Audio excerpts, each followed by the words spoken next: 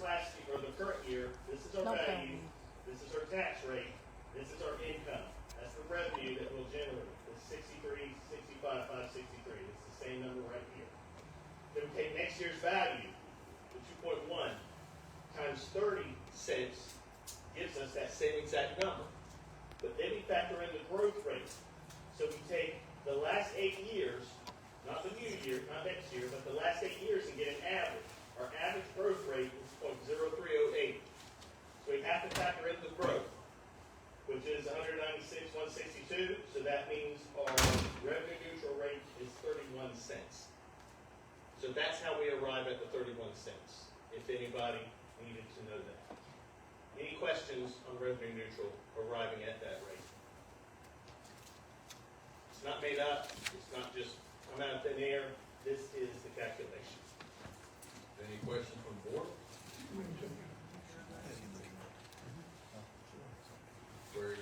Very detailed, self-explanatory. That's as simple as I can present. That's about is about as simple as you can present. Okay. Thanks, Drew. So, okay. Now let me tell you what you have in front of you. Okay. Now, what you have in front of you are two sheets. Now that I've explained how we arrived at the revenue neutral rate, the sheet showing sales tax revenue at the top and tax requests. Okay, that we're going to look at next. The sales tax shortfall that we're losing because the county's changing from per capita to ad valorem is the 1.854975. We've talked about this for the last 3 or 4 years. Ever since we found out about it, we brought that number up. And then we take part of that contract was we were receiving funds from other municipalities in Cumberland County. Fayetteville, Spring Lake, and it's one other town we get a little bit from, not much at all. But anyways, those add up to about $215,000 a year. So if we combine those two numbers together, that's $2.07 million that we are not going to get in next year's budget and every budget after that. That contract ends as of 6/30, the end of this month. That contract ceases to be. So the new contract kicks in, which will be the ad valorem. So we need to make up that $2 million. So if you look here, 1 cent of tax is $205,887. So we divide that out. That's a 10-cent tax increase to make up that difference in money. So when we say our revenue neutral is 31 cents, our sales tax shortfall is $2.07 million. What makes that up is 10 cents. So we have to start there because we're losing that money. The county told us when they adopted this, they gave us an extra 2 years before they put it into effect and said, when you get to, we will give you until the revenue neutral year, so you'll have an opportunity to increase your taxes to make up this difference. That's what we talked about doing 2 years ago. That is what we're proposing with this budget. So that's where the 10 cents comes from. That's the calculation right there. Now, also in this budget, we have added an extra 4 cents of tax. And if you're wondering what makes up that 4 cents, some of those have zeros next to them. That means we use them from a different source. But the ones that has an amount in it, that adds up to the $852,257, which is actually a little bit more than 4 cents, but it's close enough. So that's where the 4 cents comes from. So if anybody's wondering how we arrived at the 14 cents over revenue neutral, 10 cents is for sales tax, 4 cents is for these items here. So as we get into the discussion of the budget, that's information for you. The other sheet that you have, that will be something to discuss as well, and Chancellor will probably speak to this a little more. There's the 3 other sources that we use in order to balance this budget. Some of these are one-time capital items, and some of them are ongoing services that the towns need. So we use the funds from the cell tower. We use the $481,000. We use fund balance of $418,000. Everything in fund balance are one-time capital items that we normally do a little bit of those each year. And then you have the ARPA funding, $661,375. So do know that that funding is a one and done. It's not available for future budget years. So if we choose to use these, we need to find some more ongoing revenue sources instead of using reserves in our capital funding here. So unless you have any other questions on this specifically, Drew, I wanted to circle back on your, on the 4-cent sheet. okay? Just wanted to make sure that we were clear that everyone that's present here tonight and watching us live stream is that we're starting out at the revenue neutral rate of 31, but because of the shortfall of $2,070,789, that brings us to a baseline of 41 cents. That baseline is exactly where we'll be this year, next year, the year after that. That's the baseline because we are losing that sales tax. I really wanted to make sure that everyone understood how we got to 41 cents. And then, on top of that, $852,257 all support public safety. The entire 4 cents that's on top of the 41 cents is all toward public safety. And that's how we're at 45 cents with the proposed budget. And these are all ongoing expenditures. They're not one and done. These are So not the 4 one. cents is ongoing. These costs are ongoing as well. So these are costs that will be going next year, year after that, year after that. So I kind of wanted to make sure before we went to the other one and dones that we had a thorough understanding of where we are with the baseline. Everybody good? This may sound silly, but I've been trying to find out the answer. All right, we were getting sales tax per diem, meaning per person that lived here in the town. The county went to ad valorem. Why aren't we getting sales tax on ad valorem? Oh, that. We are. But in how it's calculated, we're getting less. When you do it by ad valorem, we're getting less than we did at the per capita rate. Okay, so we're still getting some sales tax, but not. Yes, we're getting $2 million less than what we got before because of this change. Okay. Thank you. I've been trying to figure that out and been able to. I thought we were not getting any at all. No, it's just under a different equation. And 2 million. Yeah, that is the shortfall we've been talking about for the last 2 or 3 years. Definitely since January. Okay. Chancellor, you're up next. All right. And so again, we're here this evening to discuss the budget that was presented at the May 19th board meeting. Since that time, we've had our public hearing for the budget to get the much needed feedback we needed from our citizens. And so tonight we're here tonight at the workshop to incorporate what we've heard from our citizens to what I would consider to be a balanced budget. And so what Drew indicated in terms of the $852,257, which is your 4-cent tax increase, and he provided you with this document outlining cell tower funding, fund balance funding, and ARPA funding that total $1,561,375 total. There's also a list, an itemized list under each category that tells you what is actually funding that amount. However, as you see at the top list in the cell tower funding of $481,813 that was used to help balance this budget, and you see the itemized list of things that total that amount. Friday of last week, Thursday, we found out that the cell tower company looking to purchase our cell tower backed out of the deal.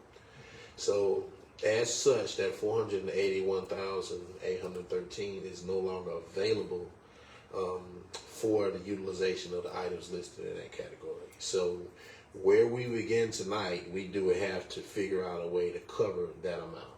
I will say when you're looking at this 1.5 in terms of the cell tower fund balance and ARPA, the idea was to try to balance this without or less of a hit as you can in taxes.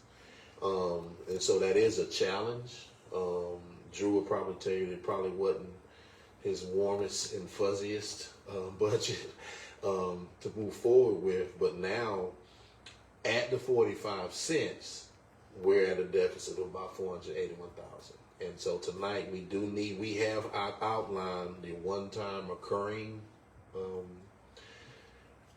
items in these. I think everything in fund balance is one time. But you're looking at your ARPA and your cell tower funding to see what we can shift, cut, or reallocate in some kind of way to balance this budget. I do know that we heard from our citizens, and I do know I've talked to the board at length, and I have received concerns from them, but that's where we are as we begin this budget session. Okay. Well, we've got a couple different ways we can go through it. We can either go by department, or we can start with page 21 in your budget binder. All the capital outlay is all listed on page 21 and 23.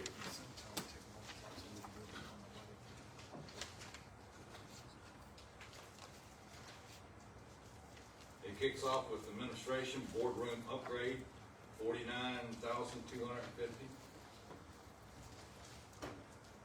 We're keeping it? I will speak to that directly. We are in here live streaming on a tripod. And so I do think this is probably the one thing we should not cut at all, because this 49,000 is the visual upgrade of this room. We're talking on the microphones that we were able to upgrade. There were two things that needed to happen in this room to bring us into the 20th century. It was the audio, which we're using now, and the next phase was the visual. If you've noticed, the last couple of hearings, we've had to maybe delay the start of a hearing because the live feed wasn't working properly. So I do not think this is an expense that we can afford to cut. Personally, I think it's a non-negotiable. We've heard numerous citizens have told us, repeated over and over and over. I mean, even tonight, we're having the live stream by Facebook. I mean, and if we approve this 49,250, that will take all of this out, and the volume will be better, the streaming will be better, and our citizens deserve it. They truly do. So this is a non-negotiable, and my recommendation to the board would be to keep it. Good? All right. Next department is human resources. You'll see non-capital laptops, six of those at $950 apiece, $5,700. The HRIS system is $50,000, and that's a total of $55,700.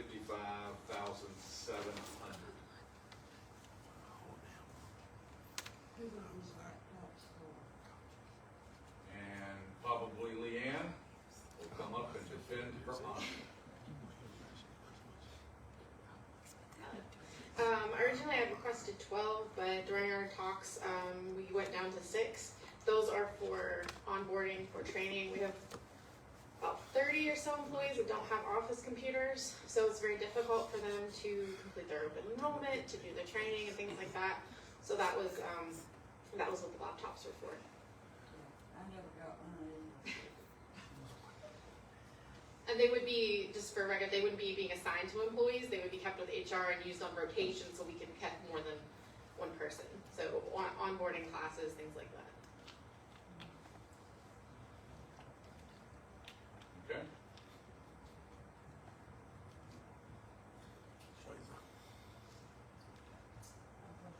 Go ahead. Currently, how often do you think you would be, like, if you had 6 computers right now, how often would you be using them? We have a new hire class of usually between 3 and 6 every other week. And that's just for onboarding new hires. There's a lot of training that we're not conducting right now that we need to be doing for compliance purposes that this would allow us to be able to do them in-house.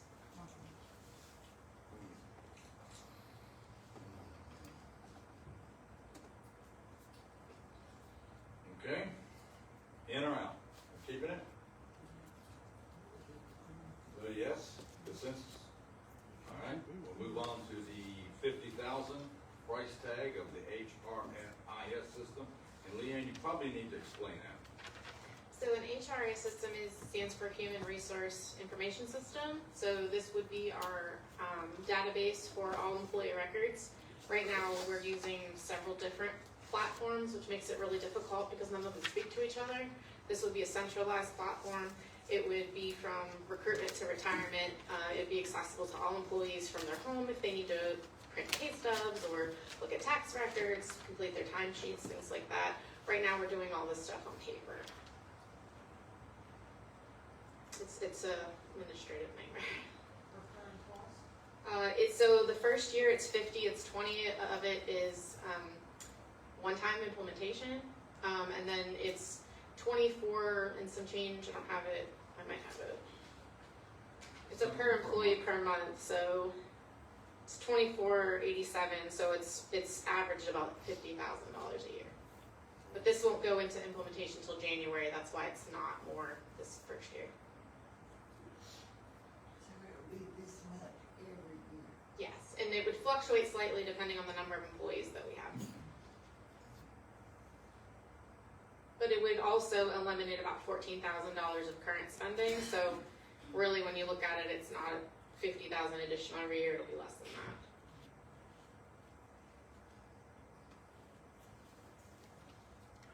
So does this replace NeoGov? Replaces NeoGov, it will replace Employee Navigator, which we do our open enrollment. It'll eliminate part of the finance system that we're currently using for payroll and HR, which isn't really functional. And it will eventually eliminate Laserfish, which is what we currently use for our documented retention. Okay, so you said that this doesn't come into play until January, but it's 50,000. So there's 20,000 in implementation. 10 of that will be due in July, so it means approved. The other 10 will be due once it's in place, which will be January. And then starting in January is when the ongoing costs will kick in. And that'll total up 50,000. And then it'll be 50,000 total for the entire year moving forward. Okay, so this is gonna be a reoccurring Correct. expense going forward.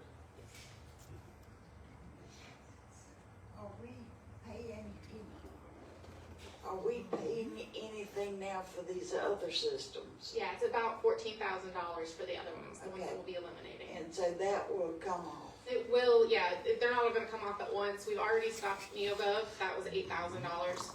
I did not renew that for July.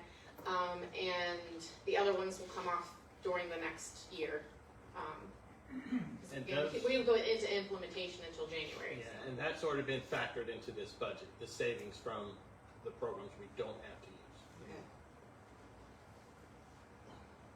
Okay, do we wanna keep it in, or we wanna circle back on this one? I mean, we'll move on and just put an asterisk by it, if you wanna come back to it. I will say, just to defend my budget, I did also ask for a person, which I did not get in this budget. I can't do without both of those things. Those were both needs for my department.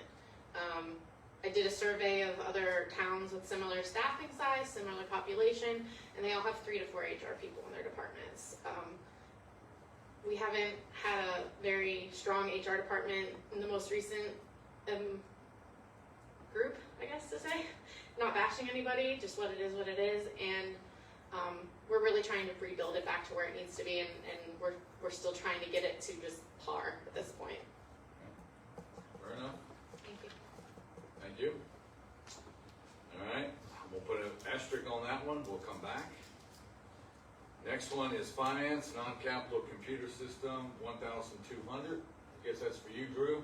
Yeah, what we do in the finance department, we have 5 computers. We have 4 desktops and 1 laptop. And each year we rotate off one of them. So the computers get to the point of being 5 years old, it's time to replace that computer. So each year we have $1,200 allocated to replace the oldest.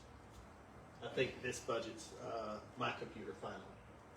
So that's what we do in the finance department. Okay. Consensus with the board, keep it. I got a question. Okay. I don't know where Leanne's shopping for her computers, but hers are only $950. So Those are laptops. can you Use a function with a desktop. laptop? Oh, Can you function with a laptop? Because some of them is, you've got the desk computer needs replacing, sometimes the monitors need replacing with that. It's more than just the computer itself. So now if, just say for instance, if the monitor doesn't need replacing, we don't, and then sometimes we don't spend all of it, Okay. but, you know, we. Just available in case you need to. Exactly, yep. Or just go. Big price. I just bought a laptop and it was almost $1,400. So a desktop, this doesn't sound like I would like a desktop. Okay, so I take it stays in? Everybody good? All right. Planning and economic development. Cloud permit software, 12,000. Not recommended. New vehicle, 33,000. Not recommended. The software is not recommended? And managers recommend. That's the one thing that. Nope. No, it's not in the budget. The vehicle, and this is something that What about this? a message I send typically, before I go to other departments, I take the cuts that I want first.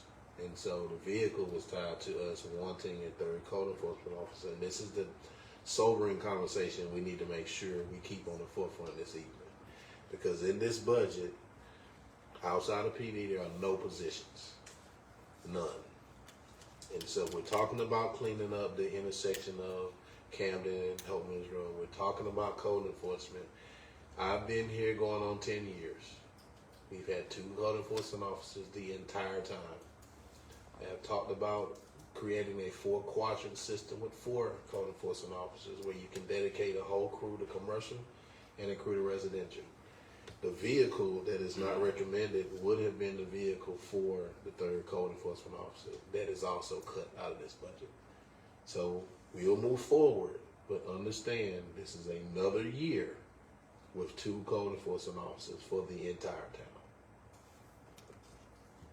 Mr. Mayor, Yes. I don't agree with it. I'm just saying, I don't agree with it. I don't agree with like going through this budget, and I'll just say this, I do not believe in making all these cuts. This town is still not growing the staff with the number of people in this community, and one day it's going to come back to haunt us for not growing our staff and the things that we need at the rate that this town is growing. I've been on this board 5.5 years. This conversation has come up every year, and every year we cut it. The same thing with HR. It has come up every year, and every year we cut it into a place we're not going to be able to cut it anymore. So I do not agree with these cuts. I'm just going to say that. Okay. As I read in the binder, thank you, Mayor Pro Tem Dr. Gray. The 12, we're talking about the 12,000, right? For the Yes, that's what I was aiming to do was the program, the software, because right now, code enforcement is doing everything by hand, record keeping isn't by hand, everything is kept on like an Excel spreadsheet that they did homemade, and we were hoping to get software because this software is supposed to cover the ability to utilize taking pictures and starting cases while out in the field. We've already verified that this software does work with the Cumberland County GIS system in doing location and owner information for each property. And then also it has attached to it a planning software that's supposed to help with plan review, with doing cases. It's supposed to be able to assist with doing, according to them, it's supposed to help with doing my planning packets for my cases, along with pulling all of the adjacent property information instead of spending time doing it by hand. Emily, I'm going to read your justification straight from the binder.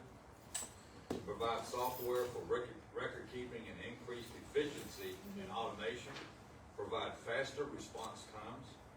This will help reduce human error. With the GPS mapping integration, it will help with functionality and efficiency. It is supposed to also help with providing reports and data to the town, among other useful tools. Is this a reoccurring or one time? As I understand it, it's gonna cost a couple of grand extra the first year because it's gonna be the onboarding, training, installation of the software. And then after that, it's a maintenance fee, where it would be an increase of 3% each year. And the way that they've described it is they will do it for us and they will help train us to do it for ourselves, where we can adjust and create different things with the software to include making the adjustments for if there's changes in the fee schedule for cleanups of properties. And then also,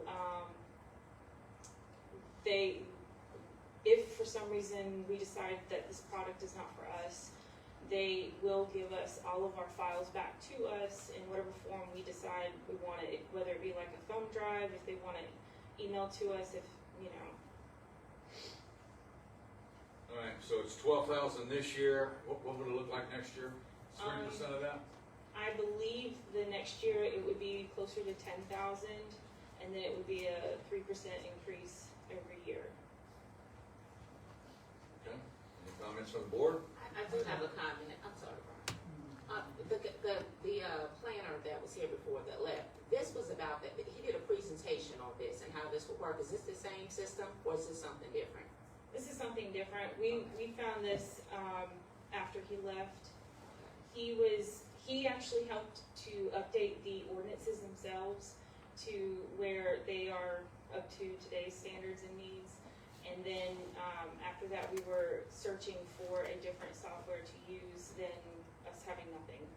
Before, we did have a product of Tyler Technology. It was called Energov, and it was not efficient at all. Whenever they were selling it to us, right out the gate, it was not productive at all. They said that all I needed was an iPad and I could create cases while out in the field. I couldn't do that from the first day. And then whenever we brought Clara in to be the second code enforcement officer, they never added her into the program, so she was doing everything by hand while I was doing everything by the cases on the computer. And then they would not update any of the ordinances for us, and they wouldn't tell us how to do it. They would not update the fees whenever they increased, so we had to do everything by hand with that, so there was no point in even having the program. So we ended up canceling it some time ago as well. So since then, it's been all by hand. Okay. So have you vetted this one to make sure you don't have like the same issues that you had with that one? So first of all, they did demonstrate through a consultation that we had that they do work with the Cumberland County GIS, whereas the first one, this was so long ago with Energov. Scott was the finance director at the time. If that tells you how long ago that was. Whenever they were doing the presentations for us, they promised that it would work with the GIS system, and it didn't work from the first day. Whereas now, they showed us on the computer, me and the code enforcement officer sat in the demonstration, that it does work with that GIS system. One more question.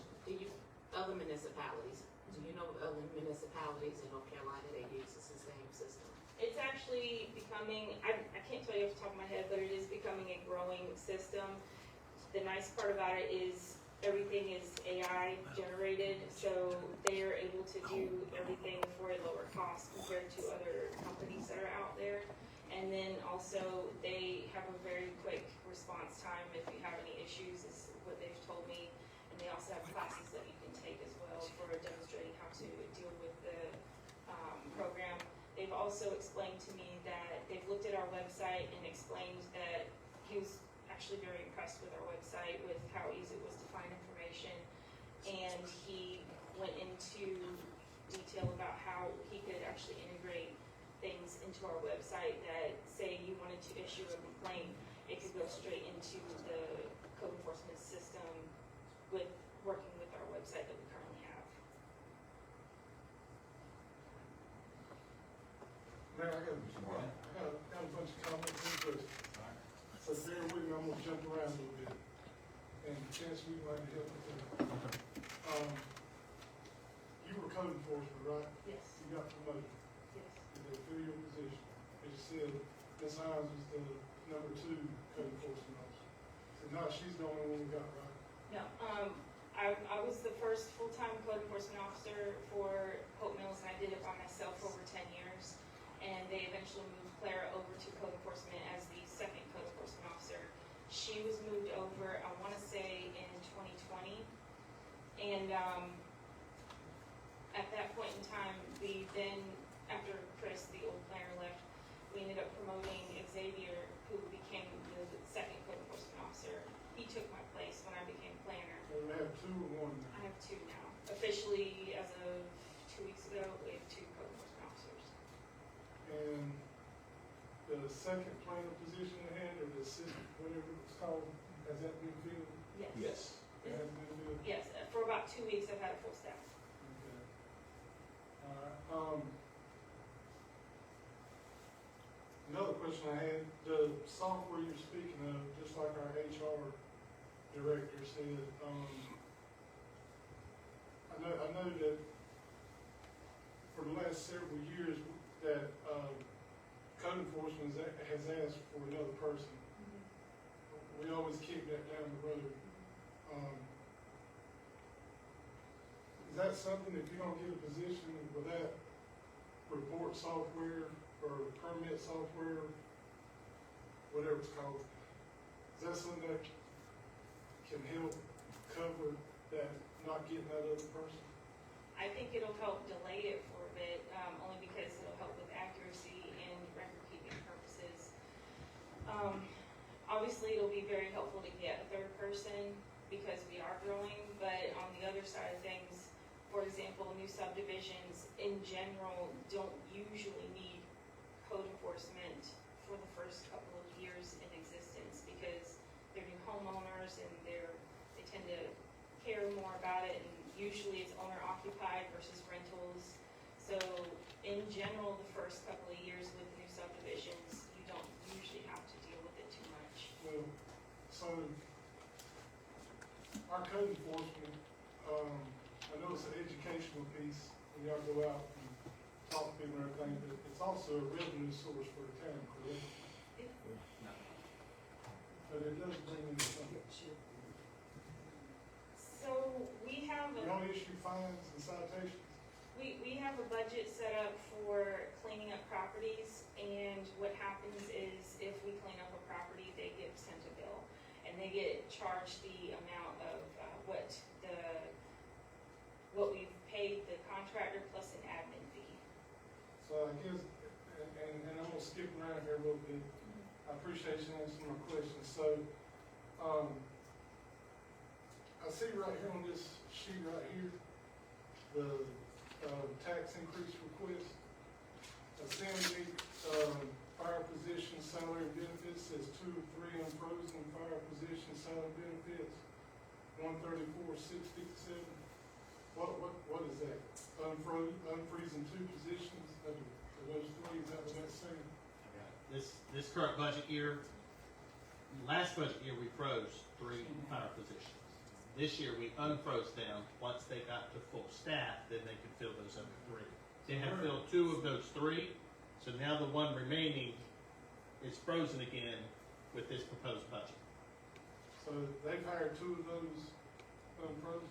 Yes, and that's the amount that covers those 2 is being covered by the tax increase, because we didn't have that last year. So, I don't know, Mayor, I tend to agree some with, Dr. McCray. If we can't get them people, we need to at least get them some software that, helps them do their job more efficiently. But, we do, as the town grows and the number of people and the number of houses being built, we do need to increase our staff eventually. So, I guess that would be my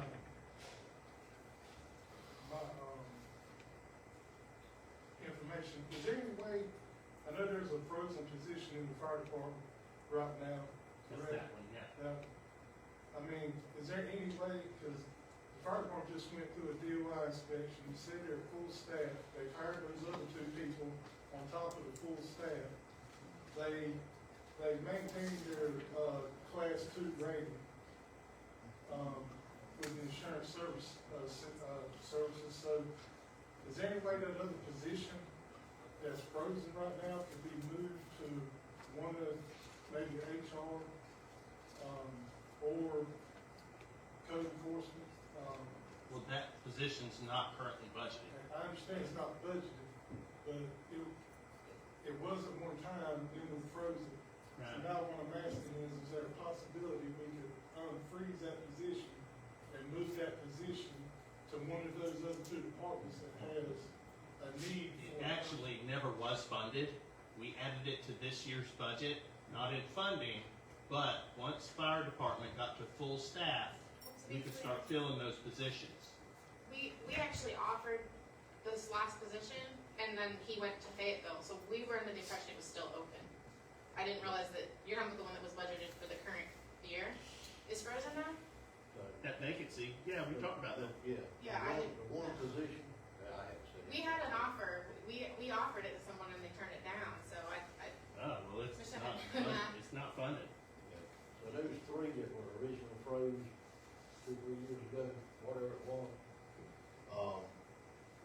We had enough people to get the fire department back to full staff, with that last hire that we did. The guy that was supposed to start, he was retired military. I forget the date he was gonna start, there was two of them starting together. The day before he was supposed to come, he sent an email and, backed out. And, he's currently in Pebble City as a captain out there at the training center now. Is The that fire one of department those two technically positions? still has, there's one short of being fully staffed with the numbers it originally had. Right, so that one position that is not filled is currently in this proposed budget not being funded. We had to do that in order to balance it, keep that tax rate as low as possible. Anyone? Okay. Which brings us back, Mr. Marley, thank you. Which brings us back to the 12,000, that is reoccurring. That's gonna have some impact on next year's budget. So, is it in or out? Or you wanna circle back? I want to circle back. Circle back it is. Okay, what about the vehicle? Out? I would say the, Okay. I would say the vehicle out, but I would add the software back in. If you can't give them the vehicle and the person, give them like Commissioner Marley was saying, give them the technology to help them do their jobs. Is there any way that software can be evaluated over the next year? Like April this year, if evaluated, before next budget year, and if we don't see a increase or a substantial, improvement in day-to-day operations with that software, then we discontinue next year and go a different route. Is that a possibility? I can ask them. Yeah, we can have staff research that. Contract. Research the terms of the contract. If we put it back in, like Dr. McCray said, whatever, or the board decides to put it back in, we put it back in, I feel like it needs to be evaluated, that's gonna be a yearly cost. Any system that we have, or any programs that we have like that, I would think it needs to be evaluated and see the efficiency of it from year to year before we renew these, just automatically renew these contracts, because they're thousands of dollars. I think that's a really good point, Commissioner Walden. I think that should apply to any new software that we have. Exactly, That's what we do. any software that we're currently using, anything, like I said, I feel like that's a conversation for another night, I understand, but, if we're not gonna get the people, we don't have positions funded, and, I just think we need to give them every tool available to do their jobs more efficiently with less people. So let me ask this question to the board now. Okay, so with that said, we'll put the 12,000 in, evaluate it for a year. I can tell you, that's what we do at the college. Mayor Pro Tem Dr. McCray knows this. We bring in software all the time to support the 2 E's: efficiency and effectiveness. And if it doesn't work out, we don't renew the contracts. I will tell you that, and we have not renewed a lot of contracts.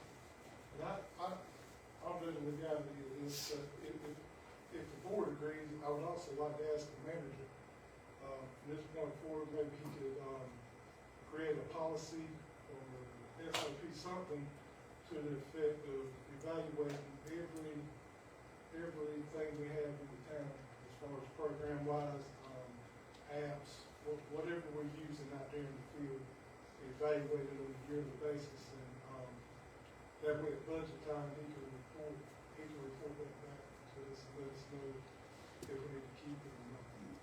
Okay, so I guess the consensus is the 12,000 is in, yes? Okay, now, would the board also apply that same methodology to the HR? I would say yes. Would you, if you're gonna do one under that theory, then we need to look at doing the other one as well. But that's up to the board, if you guys wanna do this. I think that the HR system is a 9-month implementation, and I think it's a 2-year contract. It's the entire, all of the employees' information. Well, before we renew that. I'm not saying we don't review it, we definitely. I think that the tone of it is before we renew it, we Yeah. review all of our, software programs for efficiency townwide. So I think what Leanne is basically talking about is the way it's set up. I can't come at you in a year for efficiency if it's a 9-month implementation, but I do think that the key in what you're talking about, Commissioner Morley, is evaluating all of our systems for effectiveness so that we can have a little bit more details when we start having these budget conversations. I'll say one more thing, Mayor, if you don't mind, especially dealing with HR. HR has a lot to do with employee morale in town, and a good, HR department, it's very important for our employees, cause that's a big customer service thing for employees. Thank you, Mayor.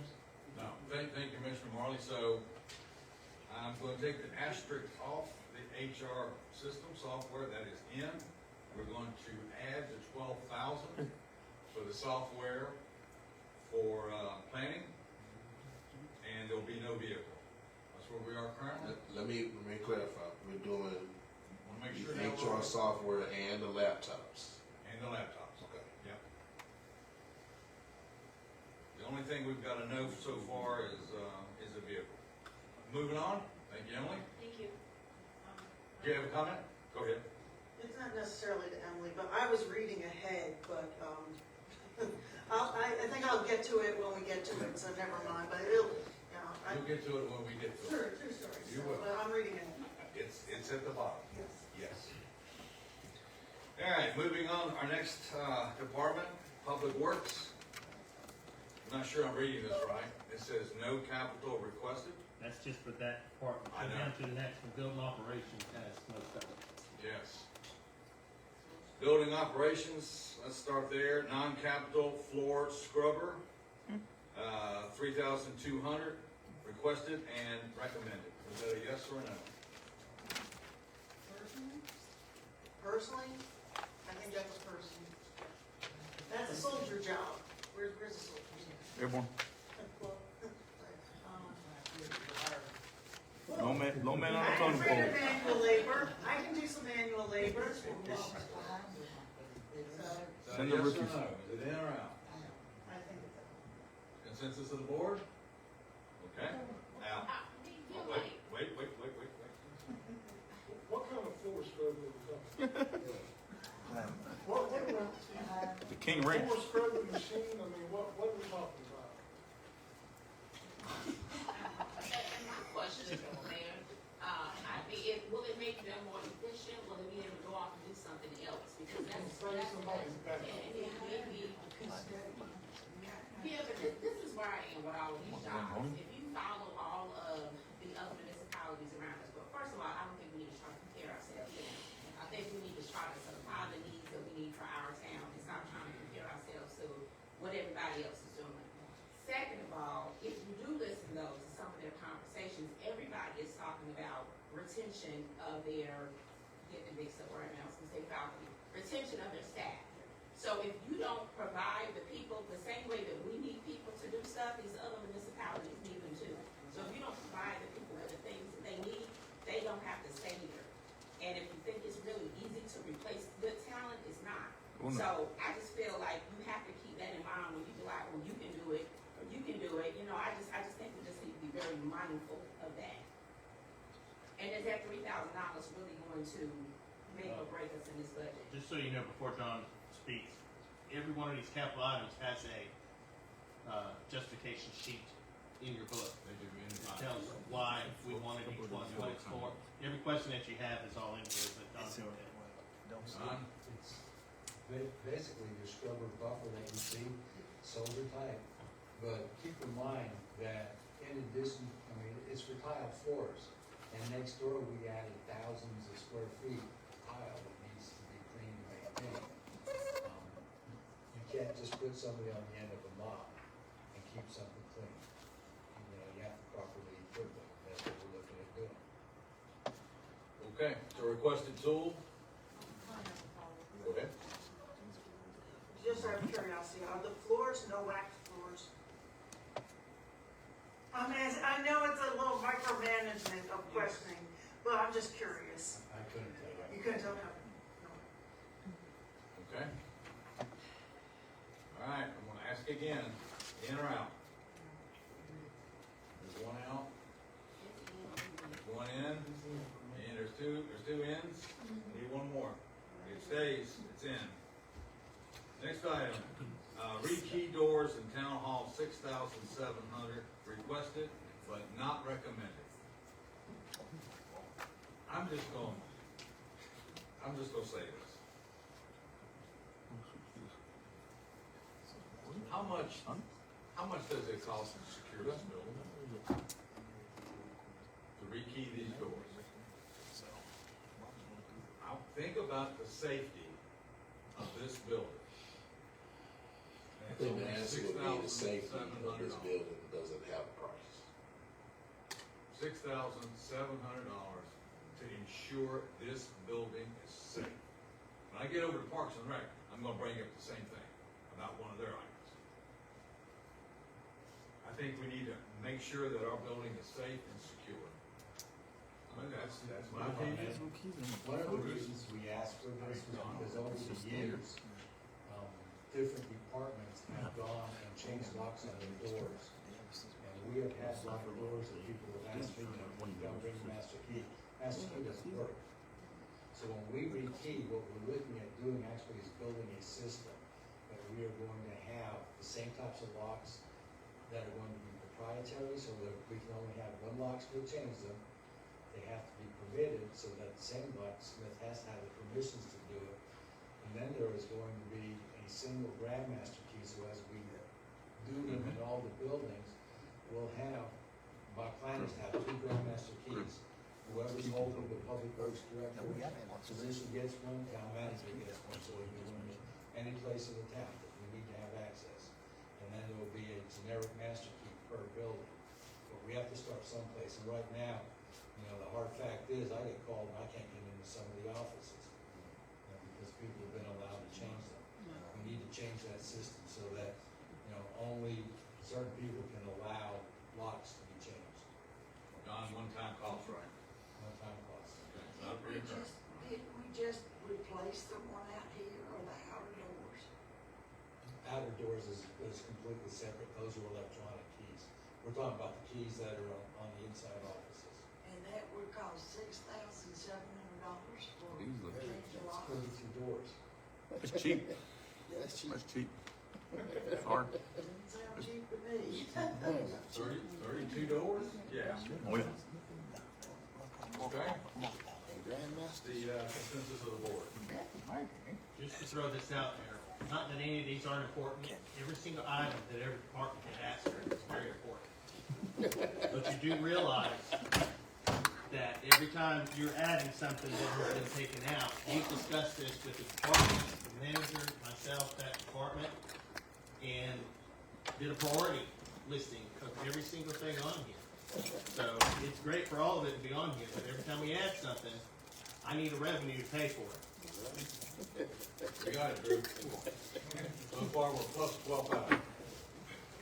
I was gonna ask you, Mayor, was somebody tracking if we're going in the wrong direction? On my score sheet, I have us plus 12,000. Have we had problems with people breaking into the building breaking into this, but Okay, then who are you keeping an eye on? that's why we're not breaking in, because we've got good security. Well, okay, well then if that security is working, then why don't you continue? You're not tracking that. That's right. You're talking about the exterior doors right now, so people can't get in. So I'm talking about all the interior doors. I can't get into when I need to. He's talking about one universal system working all across the board. Yeah, because over the years, they've all been rekeyed, and whoever camps out in these offices, they're the only ones that have key to the door.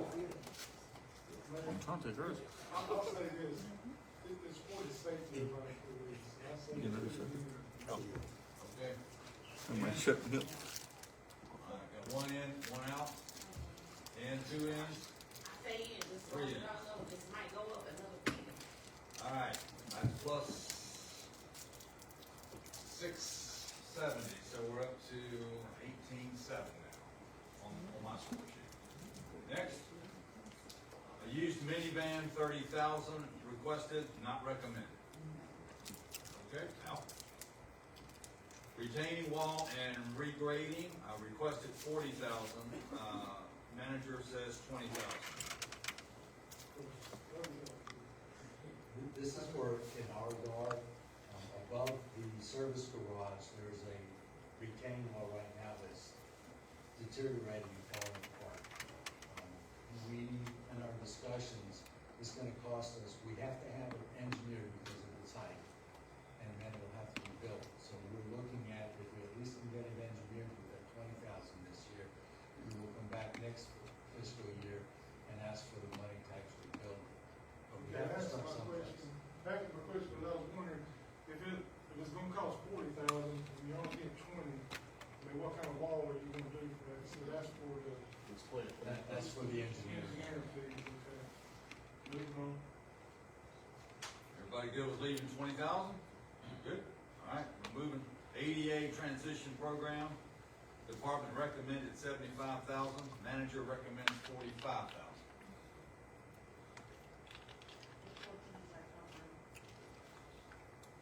Right now, we are at a point where we are looking at putting, the majority of it's going to go for curb ramps and truncated domes and stuff like that. One of the reasons we're still so high in our ask is once we start getting into the neighborhoods like Fox Meadow and things like that, that have got significant elevation changes, we can't just put truncated domes down, they have to be engineered because there has to be platforming and rest areas and stuff like that, so it's gotta meet the law. I got a question. Educate me on this. So when we put these new subdivisions in and everything, these, with like sidewalks and stuff, they're all new. All new neighborhoods are ADA compliant.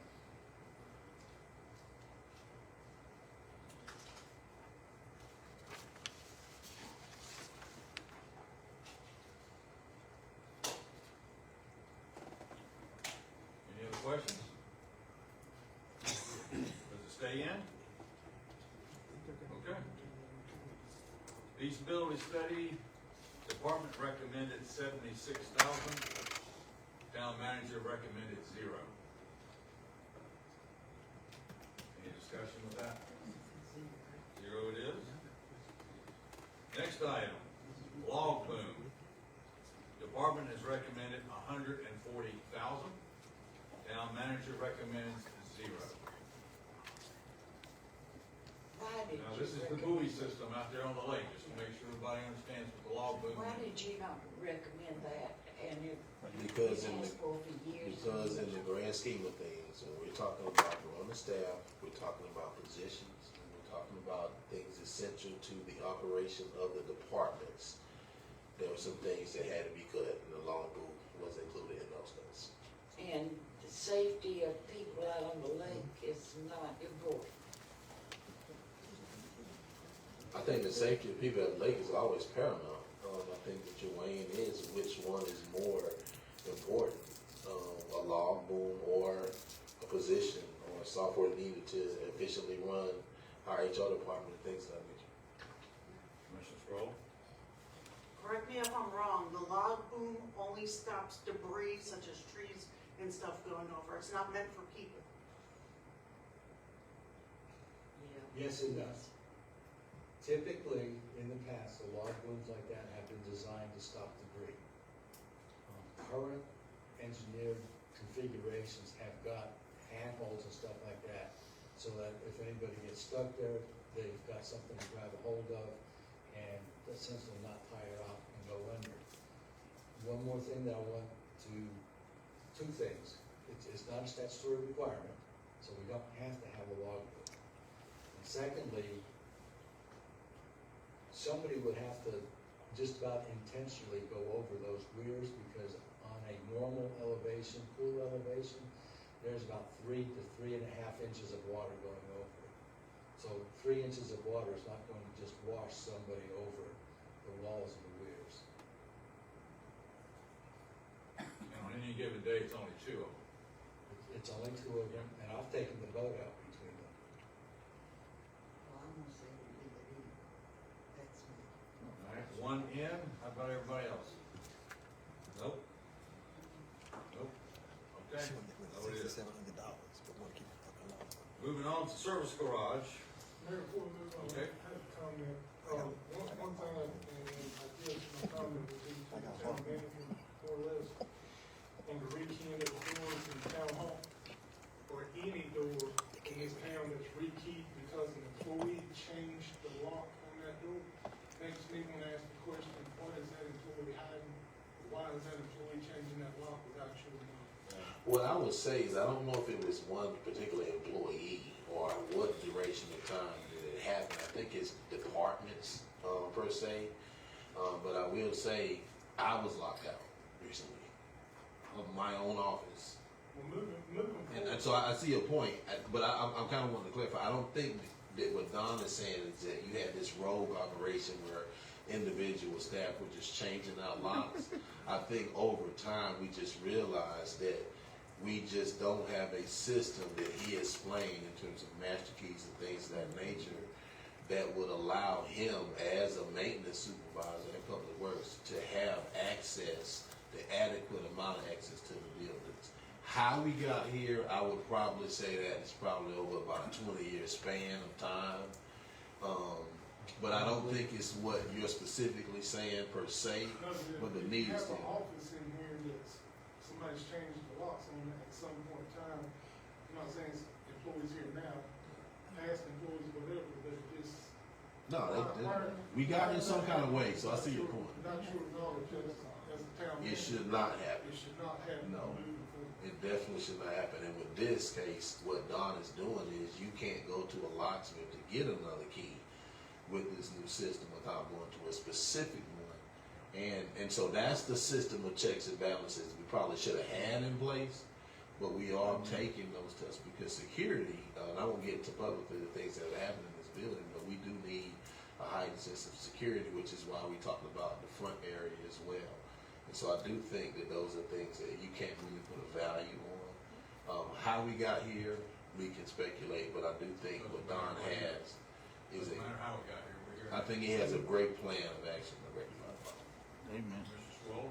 I think you can put a value on it, and now I've done key control, so I know the struggle is real, and that is a nightmare in itself. And it's not even just people, changing their locks. I can see it losing their keys, forgetting their keys at home, and all that other stuff, and then having that problem. One thing I can recommend is if anyone loses a key, have that person pay for that key and that Yeah, key. yeah. That way, we don't have, obviously, once we get the system in place and corrected with that budget item, start key finding word- those who forget their keys, lose their The keys. key word you said is system. We had the same thing when we're talking about key fobs, the digital ones, a system, or we're talking about with the IDs and things of that nature. So we're looking at, and we're constantly doing this. I commend Public Works. They're constantly looking at this stuff to figure out where are some vulnerabilities that we do have. If you start finding people, I'm sure they're gonna have a handle on their keys a lot more. But That's my recommendation. I want to point this out. Understand how tough it was during our budget sessions for us to know all this me and Drew to still recommend cutting this out of the budget. That's how serious this is, what we're talking about, and where we're having this conversation about making sure that we're operating in a way where not only are we providing the highest level of services for our residents, but we're putting our staff in the safest environments as well. And so it is something I'm glad you guys are putting it back in, but that has been a challenge where we had to sit here for a while and discuss whether or not we needed to cut out and extra security. Well, Chancellor, who's the key custodian? I just wanna make sure. I want to make sure. Trust me, I just wanted to make sure. and that way, this is correcting the problem, and now, but up on that until this, individual that loses that key, that they're. up until this, there wasn't one. That's why this is That's why important. I asked that. Yeah. Yeah, if we Y'all- gonna put this back in, we need to identify who. the You don't want to know how I custodian got in is. my office. Just put it that way. All right, any other comments? We're moving on to, service garage. We found another computer here. It looks like they're going up, and they started at the top, not laptops at $950. Then Drew wanted one for 12, and now the service garage wants one for 3. So they're kind of going up in price. The department recommended $3,000 for a computer system for the service garage. Town manager recommends 0. Any questions? Go ahead. Is that including like all data, so you guys have like troubleshooting?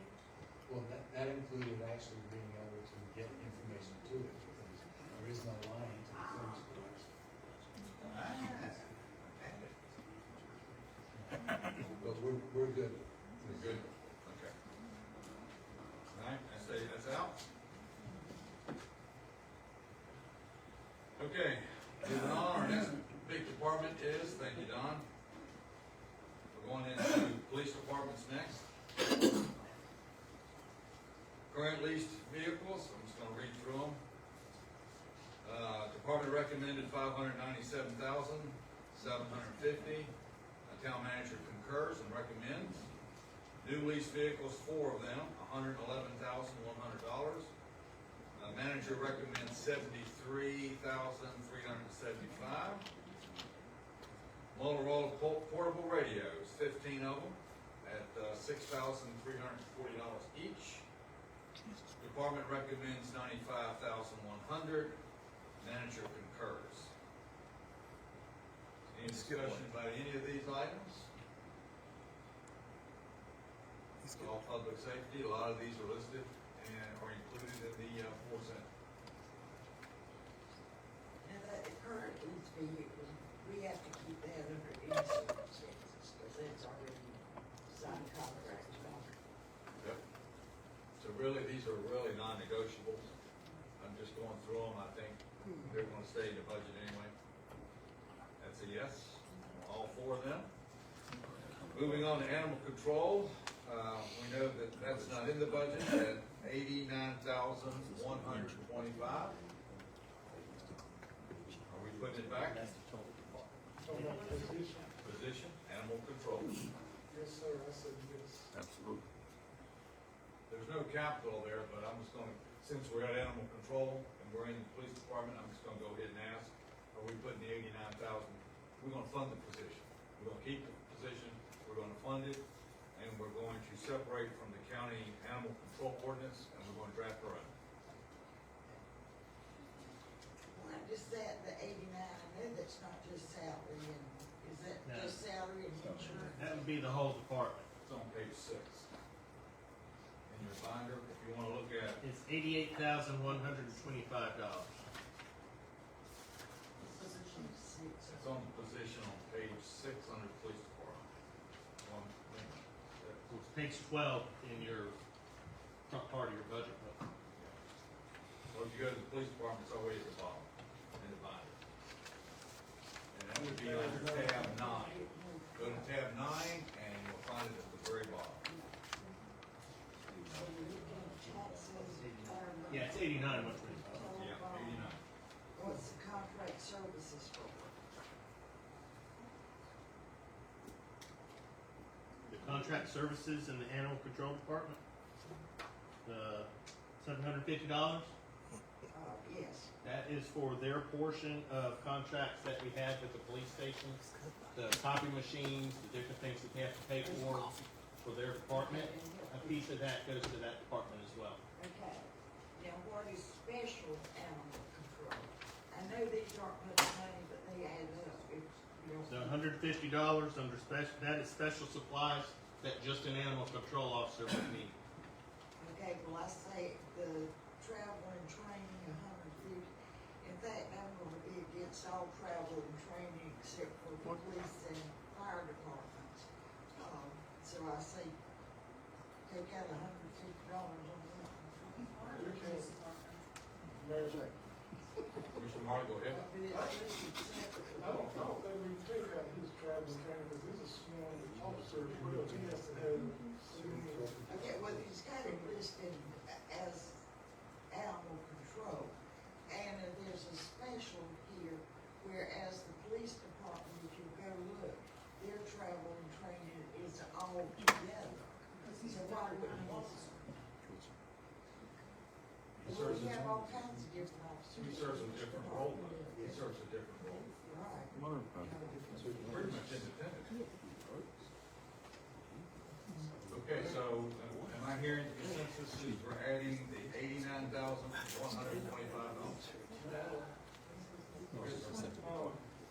You know, in light of some public comment we had lately, this is not the time to, I don't feel like it's the time to remove animal control, we need to find that position if at all possible. Also, not only just that position, but we need to look at the person as well. Our animal control officer has been in this town for probably 15, 20 years, maybe more. He knows the town, he knows the people in this town, he does a whole lot more in this town than animal control.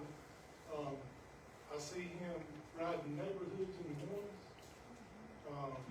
And he does a whole lot more as public service. And he offers a good service to the citizens of this town. And for those reasons, not only just the person, but the position, the size of our town, and I'll be honest with you, the problems I've experienced here lately with animal control with Cumberland County, I don't feel like we need to shy away from this, and we need to go ahead and keep that position. Okay, everybody agree? I agree, as long as y'all are willing to fund all of the stuff that we're saying that we need. We're gonna have to. Okay, I'm okay. When we get to the end, we'll add up the score sheet, and that's when we get into the funding piece that Drew needs to know. Right now, they have 3 more Okay?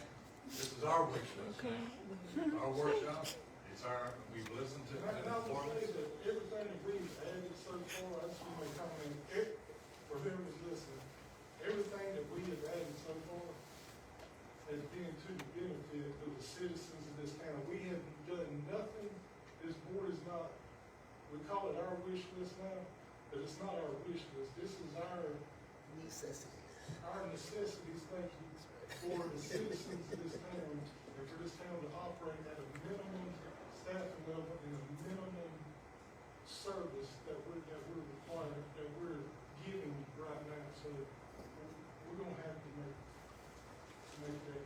Thank you, Commissioner Marley.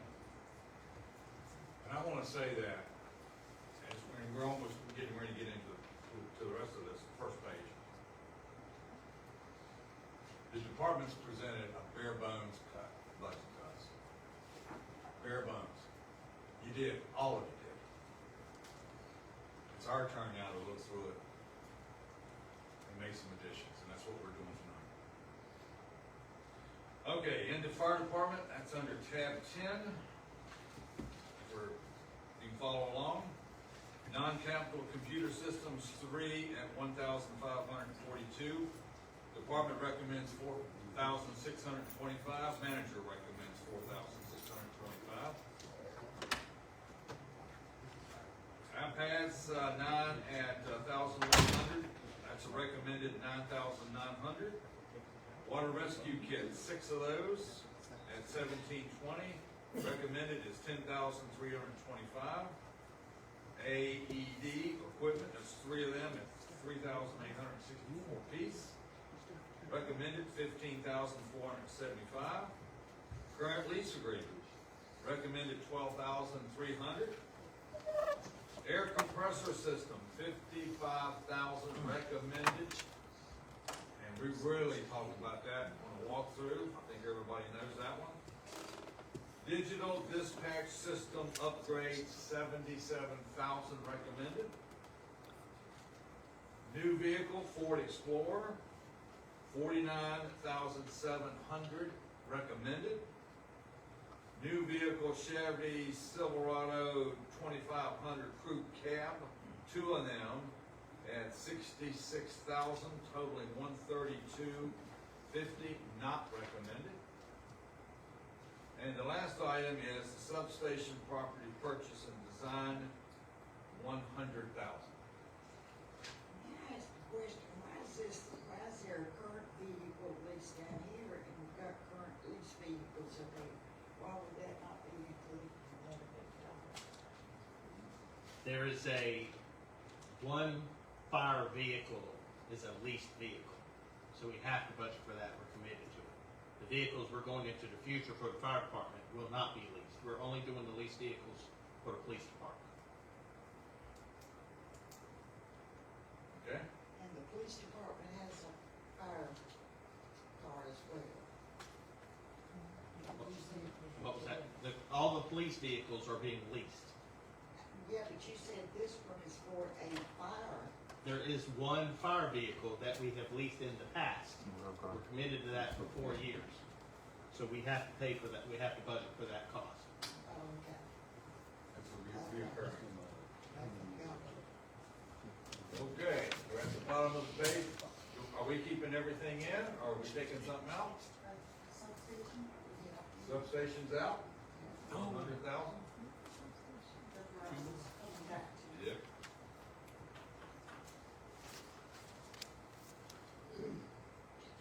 Everybody in agreement? Everything else stays in? All right. It is, we'll move on. I'm telling you all that every time we kick this can down the road, which we're kicking all of this stuff, we've been doing it for years, somebody is going to have to deal with these same issues. Next year, they're not going anywhere, so Let me ask a point of clarification. For the 100,000 substation, y'all want that to stay in? Or y'all cut? Out. Okay, alright. Consensus of the board is out. what can you say? Amen.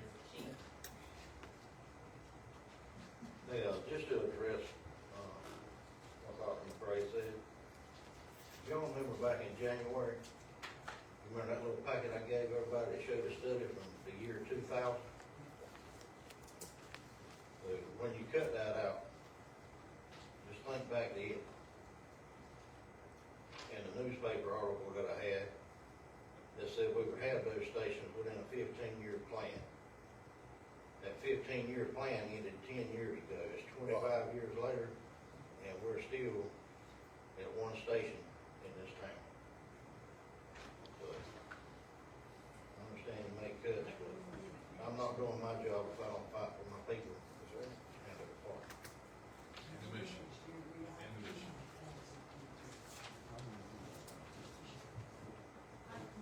Okay? I don't know who can answer this, I mean, so, cause it's all good and well to have that money set aside, but are we any closer to finding any kind of property? The 100,000 that's in here, Yes. that says for property and, And design? yeah, that, the property they're looking at joins a section of property that the town already owns. It's the Legion Road. It's on Legion Road and Pinewood Drive. There's some property that adjoins the Legion Road property. Which is also a critical response point. Just saying. That's correct, it is a critical response point. I give you a prime example, we had a fire call at Sycamore Street and Pinewood Drive several months ago. Cotton's the first in truck there, we were the second. Pierce's Mill, Cumberland Road, everybody got there within just a minute or so of each other. Cottonwoods the quickest on there, they're closer than we are. They still did not meet the minimum response time for a fire call for ISO. If we put one over there, that will alleviate a lot of problems when it comes to our next rate. And like I said a few months ago, that would put a station for the engine crew right down the street from our two largest schools we had, the largest church in the district, one of the largest apartment complexes that are being built right now, and the new neighborhood that's there on 162. This 100,000, now, that's just for the land, right? The additional land that you're gonna buy?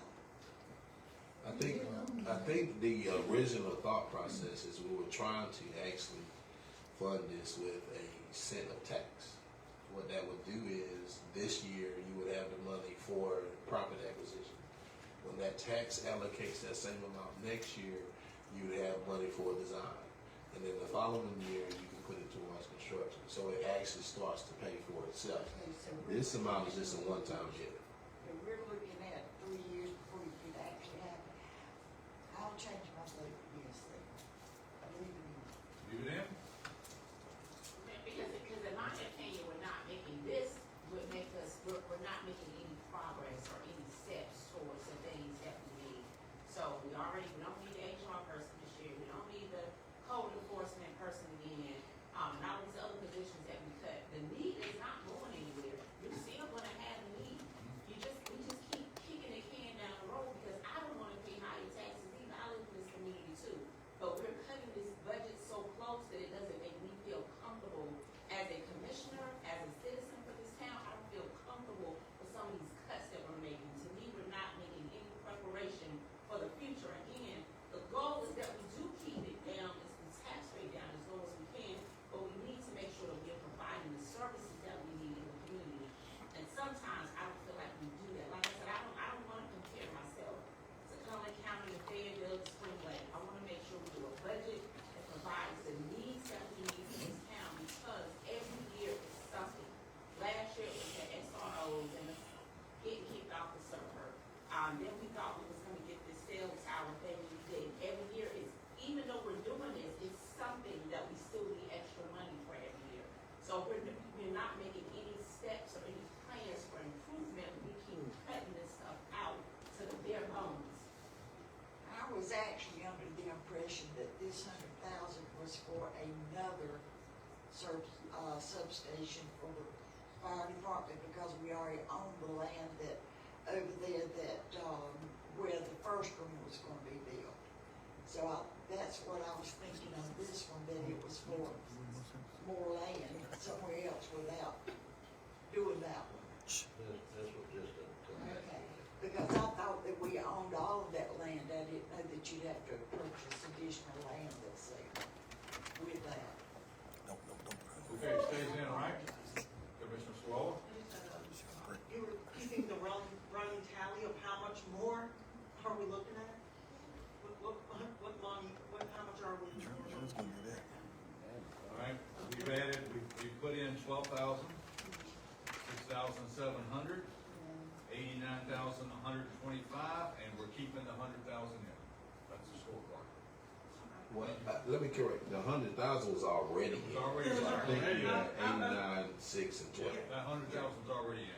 The 89, the 66, 700, and the 12,000, that's what's being added. Okay?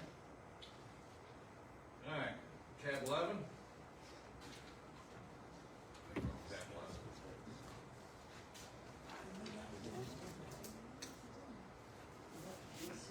Yep. Okay, inspections, current lease vehicle, department recommended 10,125, so did the town manager, and a new vehicle, 35,000, and that's recommended by the town manager. And you'll see both of those under tab 11.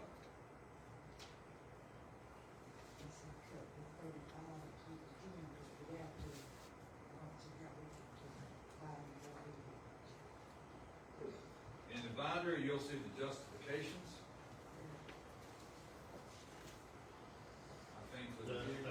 vehicle, that's going to replace the current vehicle, which used to be the old stormwater vehicle, and the maintenance on that is more than what the vehicle is worth, and it needs to be replaced. It's the truck that has the bed cover on it. You look under the binder, it says replace a 2010 Ford F-150 pickup with a more fuel efficient, that's one of my E words, vehicle. Existing vehicle is running down and will not be worth the money to repair going forward. So you put good money after bad. And that's justification for the vehicle. Put horse in the back. We'll get that. Horse and wagon?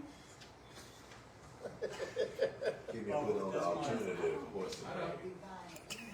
That's my alternative, is a horse and wagon, you would use truck. Yep. Wonder how much those go for? Any more budget? Probably more. I got a horse. Re-drive it, so Don't come we'll see horse. what happens.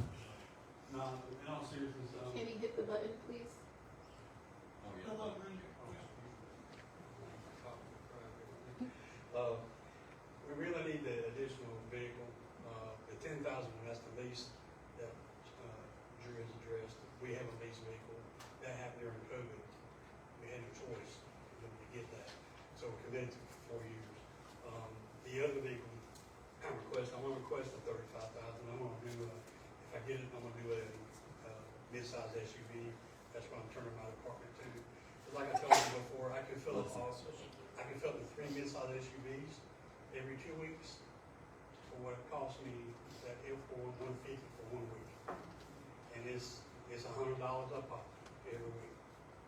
And so it's just on its last leg, it's just not, you're just throwing good money around. It is. And we got to have these vehicles, because I mean, we got the budget inspections. What kind of vehicle is it? It's a Ford F-150, 2002. 2002. All right, everybody good with keeping it in? Everybody good? All right. I'll tell Ray, you'll have to settle up now. That's what I'm glad they're here, that they can come and explain it. Yep. Because when you just look like you vehicles. This is what the workshop is. Okay, we're under tab 12. We're going into streets. A 7x24 utility trailer, power bill, recommended $5,500, not recommended by the manager. No, here's what that means where it says Powell bill next to it. Oh, It's not being funded out of the general fund, it's being funded, instead, it's being funded out of Powell. Okay, forklift, telehandler used, recommended $40,000, not recommended by the manager. And a new vehicle, a Ford F-350, that's over in power bill. So that's part of their budget. So the only item here would be the forklift, $40,000 for consideration. All right? We can make that work. Just so y'all know, the reason we did that and we asked for it, we've been looking for one for years, is because every time that we get a tractor trailer in, it has to be unloaded. All the pallets have to be unloaded with the backhoe that's got a fork adapter to it. And it's, the reality of it is it's an accident waiting to happen. We're just looking at putting the proper piece of equipment to use for what it's designed for. Okay.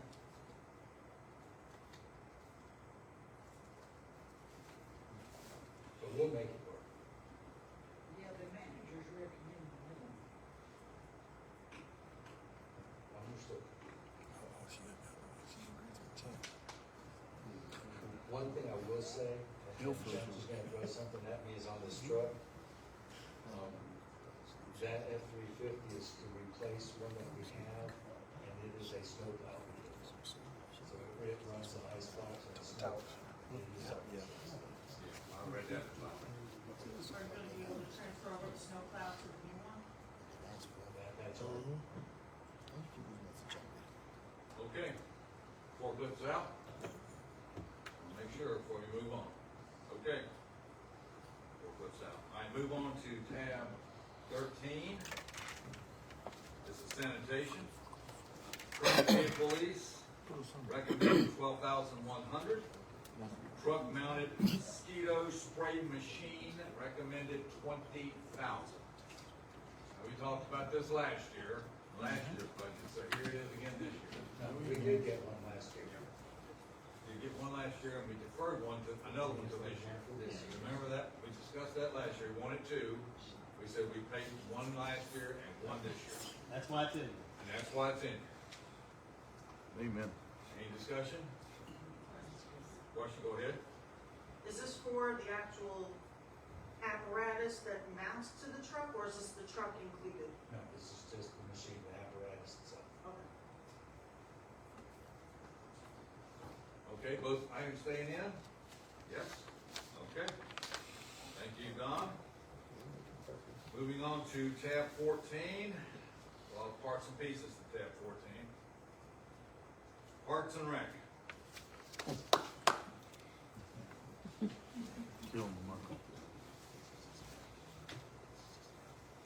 There's a lot of items here. I'm just gonna go individually. Non-capital picnic tables, 6 of those at 917, recommended 11,000. Manager recommends 5,500. Cut that in half. They originally asked for 12. Where are they from? So, the 6 that we'll get this year, they will replace some of the older ones that's at the, pavilion. Those, tables are outdated and, on their last leg, so we'll move to replace those with the newer standard that we're putting that, we're putting in the shop. Everybody good with leaving out now? Yes? All right. Next one, the Genie left, 12,850, department recommended, manager did not recommend. How important is that? Because I read it in a binder. Well, it's a list, so a lot of times, for instance, if we have, recently we had our HVAC, the duct work, the gymnasium, broke down. And so each time something like that happens, we have to rent a Genie lift. That's the stationary lift that you get from, United Rentals, and it's about $300 a day. And then another instance when we had Artist Village came over, and we needed to put covers on the windows. We have to rent those. So we think that based on how much we rent those, and not just us, sometimes Public Works rent those also, it'll pay for itself within a year. And so the alternative is to keep renting those. But as you all will notice, that takes money away from our contract services, so that has to be paid for somewhere. So whereas we don't buy one, we still got to pay for a lease a few times a year, and sometimes to put up decorators and things of that nature. We continue with too. When I read this in the packet, Marco, this is a piece of equipment that can benefit all the departments in this town. I do, and I think we should keep it. We should put it in. I just do. Especially if he's saying you're gonna spend the money like Quincy anyway. I agree that we should keep it. Everybody in agreement? We're gonna add 12,850 to the scorecard. All right, moving on. With that, are we recommended to reduce the contract services amount Absolutely not. where we don't have to lease one? Because then you're gonna have to ask for a budget amendment if something else comes up. Exactly. Are we doing both? If we reduce contract services, what amount are we looking By at? the same amount. If that's what it's, if we're not paying to lease it, and we're purchasing it, then we don't have to pay to lease one. We don't need to budget those funds. Is this 12,850 in contract services? It's either contract services or building maintenance. It could be in maintenance. Well, you can see which one it's in. Okay. Okay, so we're not adding. I can buy that. So we wouldn't be adding anything. Let me get with Max and Keith to find out where they usually take those funds from. It's either contract, because we have contracted services in all three of my areas, admin, building maintenance, and also programs. I think it may come out of contract services from the building maintenance, but let me find out which line item that is, Drew, before we reduce it. And I'll let you all know that. We'll reduce it somewhere else. Okay, So that's gonna be the rules. So it's gonna be a wash. hopefully. Marco, it's gonna be a wash? We'll make it, okay. All right, it is. We'll make it. Taking it off. I'm taking it off my scorecard, so it's a wash. Next item, 4x6 LED message centers at the Lake Marquee, recommended $29,600, department and manager. So the justification for that one, so if you notice the difference in the clarity and the pixels, you will notice the one in the fire department is a much better product than the one in the lake. We got the one in the lake, that was the first one, not the bad, with COVID money. I can't in good conscience charge people for advertising on a marquee that's not clear. And so my justification for that was, if we're gonna begin to contract with people to advertise on both marquees, then I think they should get the same quality. If not, then the only marquee that I'm gonna recommend that we do advertisement for fee for will be the one at Fire Rescue Building, not the lake, just because of the clarity. And they're not paying for a top-notch product in my opinion. So can we do without it? Yes, but we're not gonna be able to get revenue for advertisement at the one of the lakes. I would recommend it. My staff would recommend it. Okay, comments from the board? I think we have one down there already, but we can continue to use that one. Okay. No, oh, I'm sorry. That's okay. Sorry. Commissioner Sproul? Now, I know this last year, you were, some of the income that you guys were making, if we cut this, with the income that you make from all the programs, would you be able to potentially fund this from Parks and Rec yourself? We possibly could. Would it pay for itself? It would from revenue. That's a possibility too. I suggest that we remove it and see if you have the opportunity this upcoming year to fund it yourself. If not, we can toss it back in next year. One other alternative is if we do come across funding to, we think we might get funding from another source to do the upgrades to the lake parking lot and the playground. This could probably be part of the project too. We could add the LED marquee as part of the overall project for the lake parking lot and playground improvements. That's another possibility too. Okay, consensus of the board for taking it out? Okay, out it is. Next item, security door excess buzzer, 12,000, recommended by department, manager does not recommended. Now, security, so our doors are now secured via key fob. Here's where the labor comes in. And mind you, we do have a few elderly regulators. Regulators are the ones that take registration. And let's just say somebody comes in to play pickleball, or somebody comes in to use the fitness room. Those rooms are secured via fob. Staff members have to get up from their chair, walk out the fishbowl, and let people in. And we got to do it that way from a safety standpoint, because we want to have control and want to know every single person that's in our building getting in and out of those doors. And so some might say it's excessive, but that's how we have controlling, one, to make sure people pay to come in, and then two, we have a record of who comes in and out the building. Now, the buzzer system will allow the staff person to mash a button, kind of like you would at the doctor's office. They can buzz you in. Once you've got your punch card punched or you registered, they can let you in either the gym, the fitness room, or a couple of the other rooms that you've registered for, instead of a staff member having to get up from their seat to let you in each and every time. Earlier, I talked about safety of in the very first part, we were talking about keys on all these doors. I think, here we are again with another safety security issue with that building that has a tremendous amount of kids every day in there, along with parents. And you've got those doors that are just wide open, that anybody with any agenda can walk in those doors and do whatever they want before anybody inside is alerted to them. Here, you have a safety, a controlled safety environment that everybody's buzzed in. So my recommendation, for me, I would put it in. But that's up to the board. I would put it in. Mr. Mayor, Put it in. Commissioner Lake? I would like to put it in, because I would like you guys to think about this. What would you take for your son or daughter?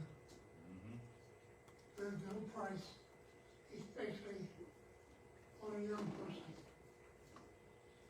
There's no price on any life, but the young it seems worse when it happens. So I say leave it in. I'm going with the town manager's recommendation and leaving it out. Okay. Cause this work.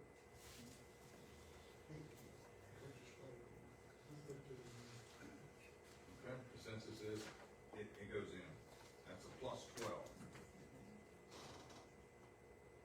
Next item is, light tower, 2 of those, 9,500. Those will be used for a number of special events. The parade one, we heard loud and clear. Sometimes the evening parade that we do, we heard that they would love to have the streets lit up a little more for safety. Yep. We could also use them for practices here, you know, when it gets a little dark, and some other places. And then we can also have shared use anytime Public Works or another department needs light towers. It can be a shared asset between departments. Okay. And then I guess another one also be, we've heard loud and clear about Christmas at the lake. It gets pretty dark down there. That's another big event that they've asked for light towers to kind of light that, the lake area up during our Christmas festival at the lake. Just like the Genie Lift, this can be used across the department. It's- Be another piece of equipment that would benefit our town. Consensus, leave it in. 19,000, we leave it in. Next item is control link light system, recommended 62,850, not recommended by the town manager. I'm not sure what that is. I read the description in the binder, but Basically, it's a remote system that will allow us to turn the lights off. It's also, you can also upgrade to turn the irrigation off. But right now, my park attendants, they do that. They go and turn the lights off. So it's manpower versus technology, but it's one of those things that they can still do. That's the question. go ahead, Commissioner Lake. Do we not have people working at the fields to turn it off and on? So, we leave it up to our staff, and so the park attendants are the ones that go in the evening and turn off lights off. Not the coaches and not the officials. That's not really part of their contract when they go through agencies. It's something that our staff, you know, are trained to do. We prefer to have a staff member do it.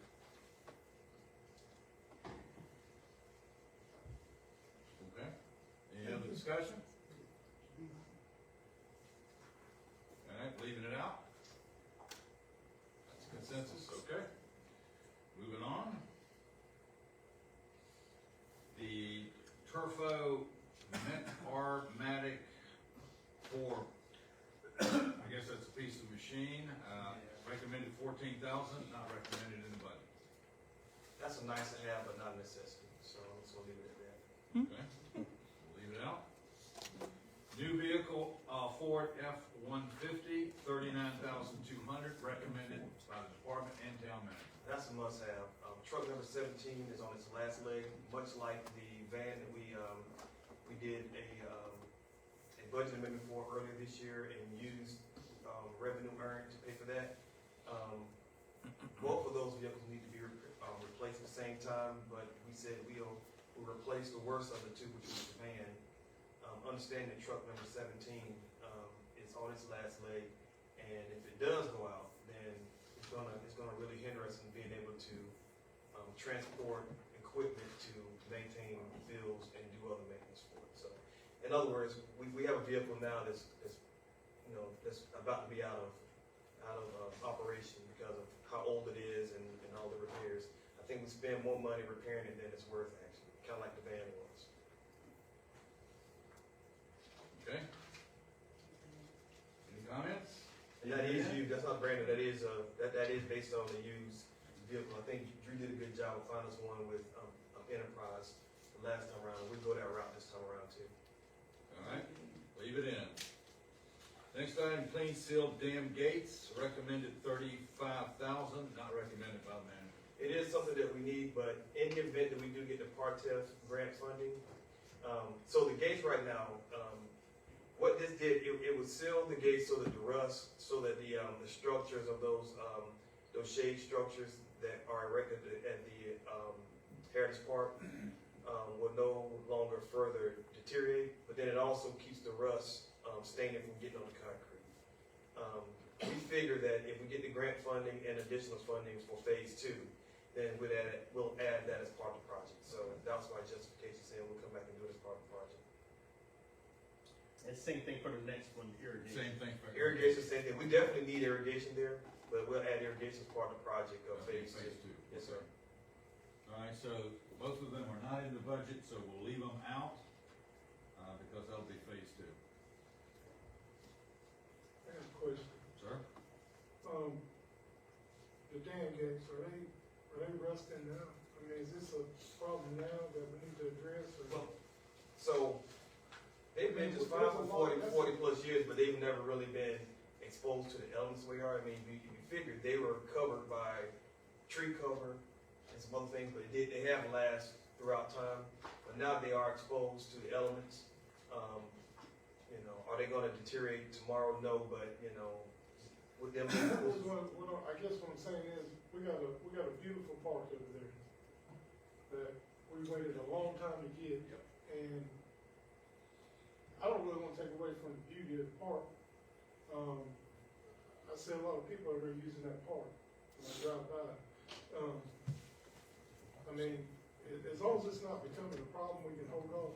Not yet, but when a structural engineer, so it was part of, it would have been a change order of phase 1, but I didn't want to give Drew a headache and ask him for a budget amendment to add that cost to the project. So we said that we'd come back and ask for it as part of capital outlay. So I guess how long are we gonna be before we find out about this?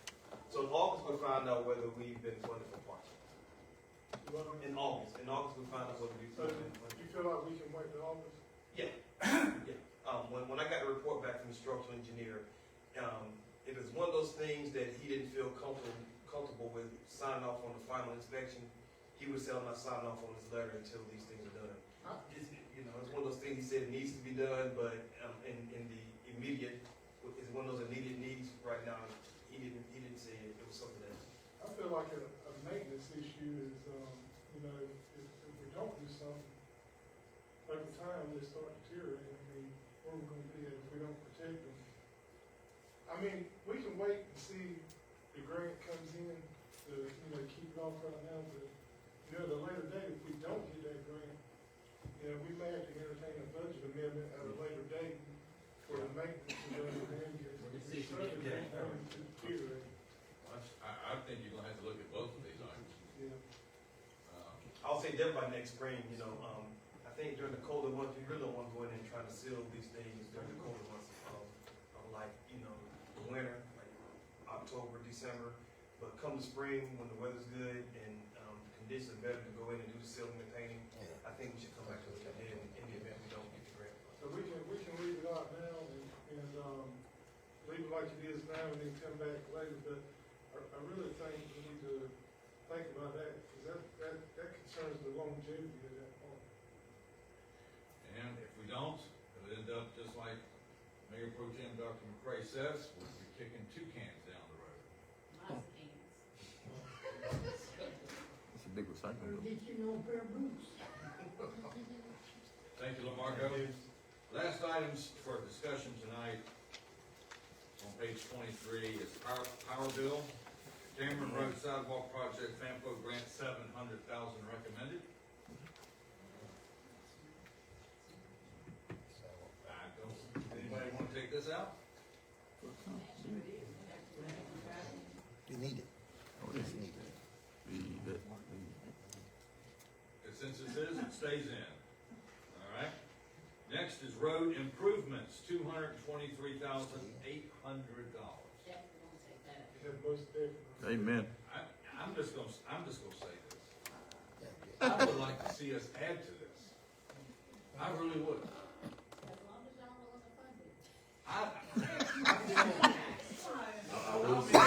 How many times in the past year have we heard from residents who continuously talk about roadway conditions in this town? Continuously.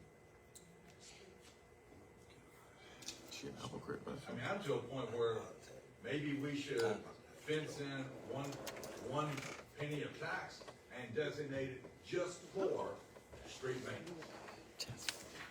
Just for street maintenance. How many pennies we added? To take care of the streets that we have in this town. 205,000. Right now, well, remember, the cell tower funding was 481. That's right. Come up with That's that. like that. We We had did a, take the 29.6 for the signs out of that, so we've added 132,675. Less than 29.6, that's 103,075, so you're pretty much at 1 cent a tax that if you're measuring it by tax. You've added 1 cent. But we still have 460,000 to cut. That's right. to make up for the cell tower funding, which is just over 2 cents. All right, let me finish, thanks Drew, let me finish the stormwater. Mini, excavator, mulcher, that's 150,000 recommended. That stays in, yes? Okay. And the last one is the grapple truck, 235,000 recommended.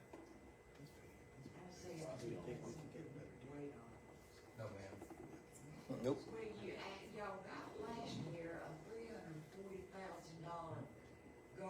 additional garbage truck for yard debris. Okay. This is the same thing. No, ma'am. No. Well, that's what it's in here. If you look, it says it's for yard debris. You're absolutely right, two different pieces of equipment. The truck that we Yeah, got, right. the truck that we got was a rear loader that picks up stuff that's container tanks. The grapple truck picks up everything that's loose.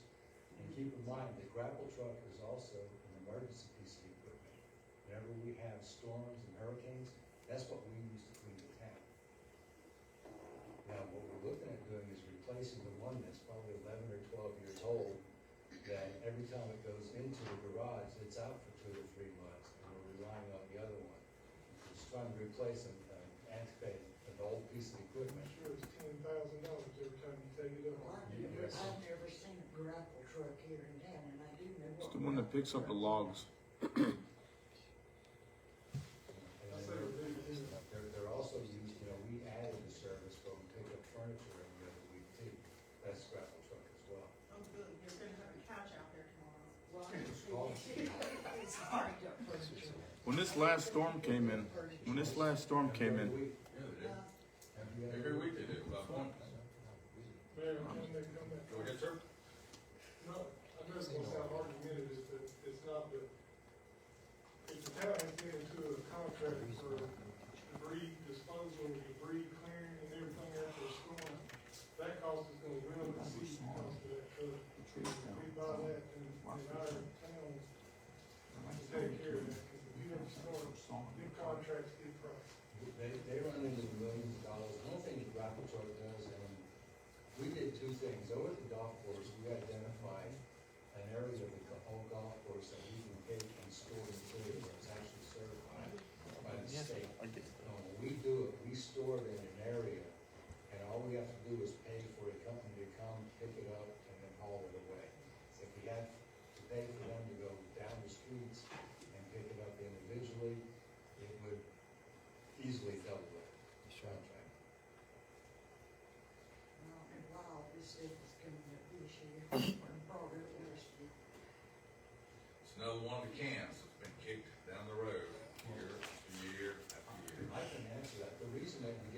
this year, not last year, was when I first came to the town, our guys were working with pitchforks and tow-behind equipment. That's right. And we had 82 miles of roads, and we couldn't keep up with it. So every year, rather than trying to come here and tell you that I need $5 million worth of stuff, every year we strategically came in and said, this year, let's replace the 20-year-old trash truck. The following year, let's add a grapple truck so we can add to it. The following year, so right now, because we've done piecemeal every year, we have the systems that we need and redundant systems. If we start not replacing them, we're gonna get right back to where we were 12 years ago, and the guy's gonna be walking behind a truck with a pitchfork, trying to take care of a town with 82 miles of roads, plus an extra 2,000 homes. And Well that's- said, John. That can, they're kicking down the road, you hear that? It's a plastic cup. You ain't got a can no more. It's a And to plastic. remind you, all this equipment is listed in the CIP as well. It is. It's not just capital That's right. projects, it's also large That's right. equipment such as this. And it's, the trash truck last year was in the CIP, Yep. this is mentioned in the CIP. As Don said, we skipped a couple years on fire trucks, That's right. and now we're behind. And we don't wanna get that same way in public works, we're trying to catch up for fire. We don't wanna get ourselves in that position with public works. That grapple truck takes away a lot of manpower hours during storms. Instead of having 2 hours of firefighters on the road, it's a 20-minute job. Pick up that log, throw it in the back, move on. Consensus is it stays in? Okay, that concludes all of the capital outlay. The next sheet that you'll have is page 25. It's on the personnel. The only two positions that were recommended this year, it's on page 25 in your budget, is 2 police lieutenants to open the police station 24/7.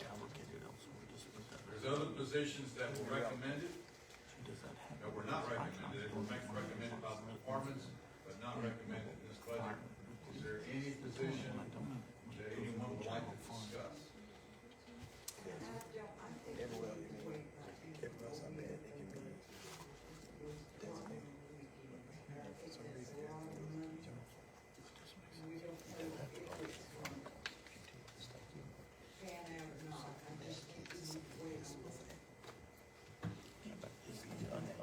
Okay, any other comments? Go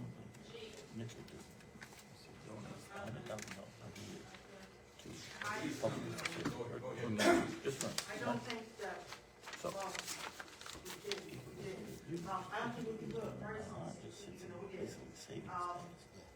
But I've heard too many people have issues that, you know, there's no one in the building at night. I think it's just a safety issue. I feel more comfortable if I know there's someone there that I can run to in the event of something happening, that they'll be there to intervene. I will say that ever since we discussed opening up that police department 24/7, there's been nothing, at least for me, I have heard nothing but positive comments. In fact, a lot of folks thought it was already open. They never knew it was even closed. But the ones that do know it's closed have gone there in times of emergencies and found a call box. And those people are the ones that are most thankful that we are taking this proactive measure. And that's what we're doing. This is a proactive measure of community safety. That's my 2 cents, Chief. Go ahead. I agree. I think it would be nice if we had it opened all the time with 50 police officers there that you could call. We could have our own dispatch there, a 911. I agree with you on that too. Yeah, I just don't think that we can afford it this year. Or we've cut the budget so much. You're years behind from doing it. It should have been done years ago. Hope Well, is I too busy and too big right now to not do it. The fact that somebody has to be fleeing somebody, domestic violence situation, and think they're coming in and getting a human being and only get a telephone, and and have to hope that the officers aren't tied up in a call clear across town, response time could be more lengthy getting back to headquarters than it would be to somebody's residence.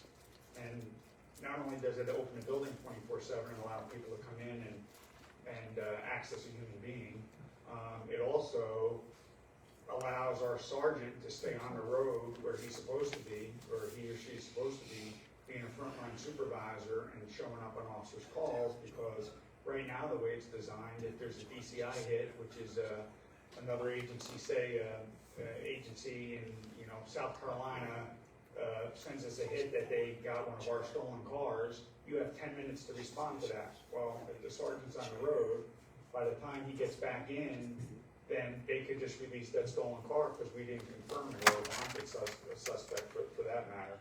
The lieutenant's gonna be right in there, and he or she will be able to respond In real time. instantaneously, real time. And Also, all these years and not had this. Kicking the We can. didn't want to kick in the can. exactly right. Kick in the can. Well, I know, but we managed Plastic cup now. You have to They're not. manage properly, If we, and if mismanaged, we actually. did this for a year and we see that it's not, because personally, if I'm at home and my husband's beating the heck out of me, you think I'm gonna say, wait a minute, I've got to go to the police department and get in there and get it. And, You're that's, simplifying Ain't that that. That's what you somebody do that's when home that could pick up 911. I'm talking about somebody that's being chased by their abuser, and the first thing they want to do is get to police headquarters instead of pull over to the side of the road and have to wait for an officer how to many try to of catch them. those incidents have you had? Yeah, I think you just had one this past weekend without chase down the park. Yeah. And then, the other thing it's gonna do is, and, we already have it, we're ready to open it. The technology's been installed already. We're gonna have, live footage of those video cameras in all of the parks and some of the schools we'll be partnering with Fusus if there's an incident at the school. So now, instead of us having to wait until damage occurs, and then us have to go back the next day and pull up the footage from Parks and Rec, to try to catch the people that are damaging the parks, there'll be live footage, the lieutenant will be able to watch those cameras live and see if somebody's in the park and then dispatch patrol officers. So it's multifaceted and it's years overdue. One other thing, so that means that we'll have more than, say, 3 police officers on patrolling the town at night, like I understand's been happening now? Or how are they gonna get a police officer to go do that? Are they gonna call them and say, we need you to go to this area? And couldn't they do that now? Well, not if they're not watching the cameras. So there's gonna be a lieutenant actually watching the screens, and if he sees somebody in a park, he can get on the radio and say, hey, go over to Broward Park, there's somebody on the field, and the officer can go right away. Right now, we would have to wait for Lamarco or his staff to come in the next day and say, hey, somebody damaged our park overnight, and then we pull the cameras out or wherever they're at, and hopefully we can identify the person. So it's proactive as opposed to being reactive. Understand, it's not that I don't want you to have it. I'm just real tight with a dollar, even my own, but I am with taxpayers' dollar. And I've heard both pros and cons to this. There's no con to this at all. Well, I mean, there is with people talking in the community. Very few people. Most people that I've heard and other people I I've think heard. at this point, I think we probably have reached the point where we need to probably just take a vote on this particular agenda Do item. what I think you I'm saying that we need to go ahead and vote, because we're not moving anywhere with the current tone of the conversation. Well, I do consensus, think thank you, consensus is the what we need to consensus say. is, we're opening up the police station Preach. 24/7. Amen. We are. So the 2 positions are in, or stay in. So do the cars. And I want to say this also, we provide security at a lot of the after-school events in Hope Mills. That involves our youth and their parents in our community. So for anybody to come up and tell me about a con with this, show me. I mean, show me why this why you wouldn't want this. I'm from Missouri, show me why. This is pure, Mizzou. proactive safe in this community. On the other hand, people are having it really tough now, they know that their taxes are going up and that's what's bothering them. The population is growing at an uncontrollable rate, man. Thank you very much. He needs what he Commissioner wants. Gregor, we're moving on. You're not worried. We're moving Okay. on. Okay, so we're done with the budget piece. Drew, let me go over my list to make sure that we're all in sync, if we can. So, we're going back to planning. We're adding 12,000 for that software.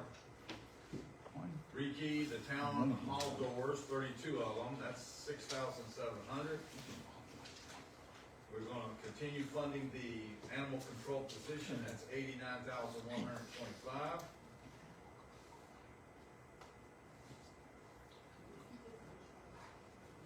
Yeah. We're taking out, the message centers down at the Lake Marquee, that's minus 29,600. And then we're putting in 12,000 for the security access buzzer at the rec center. Am I right, Drew? The Genie lift should wash. Okay. So that's on my scorecard, that's where we're at. So we need to find funding for that and for the cell tower loss revenue. So that's where we are, board. And now what are the options?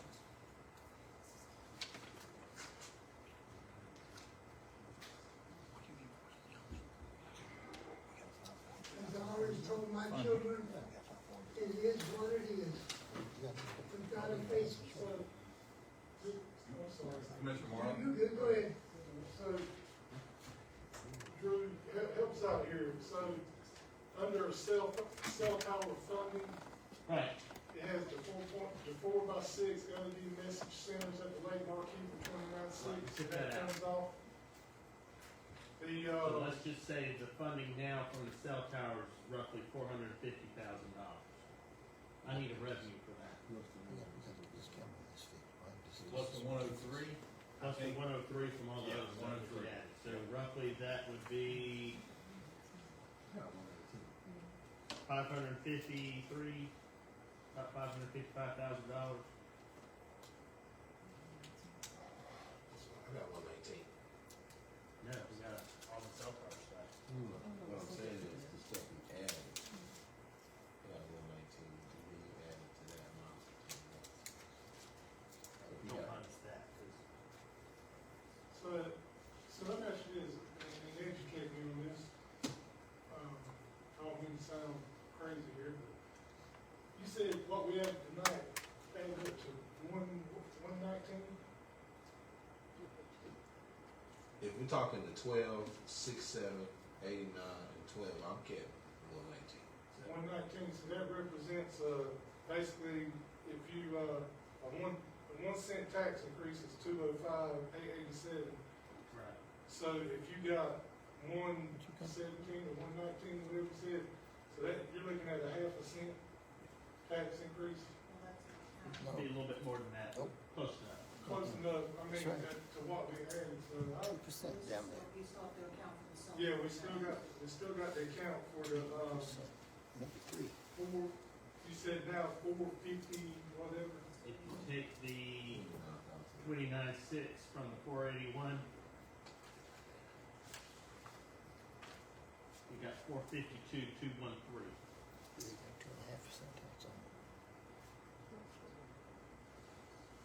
And that If you represents, divide that by that's roughly 2 205,000, cents. That's roughly 2 cents. that's 2.2 in tax.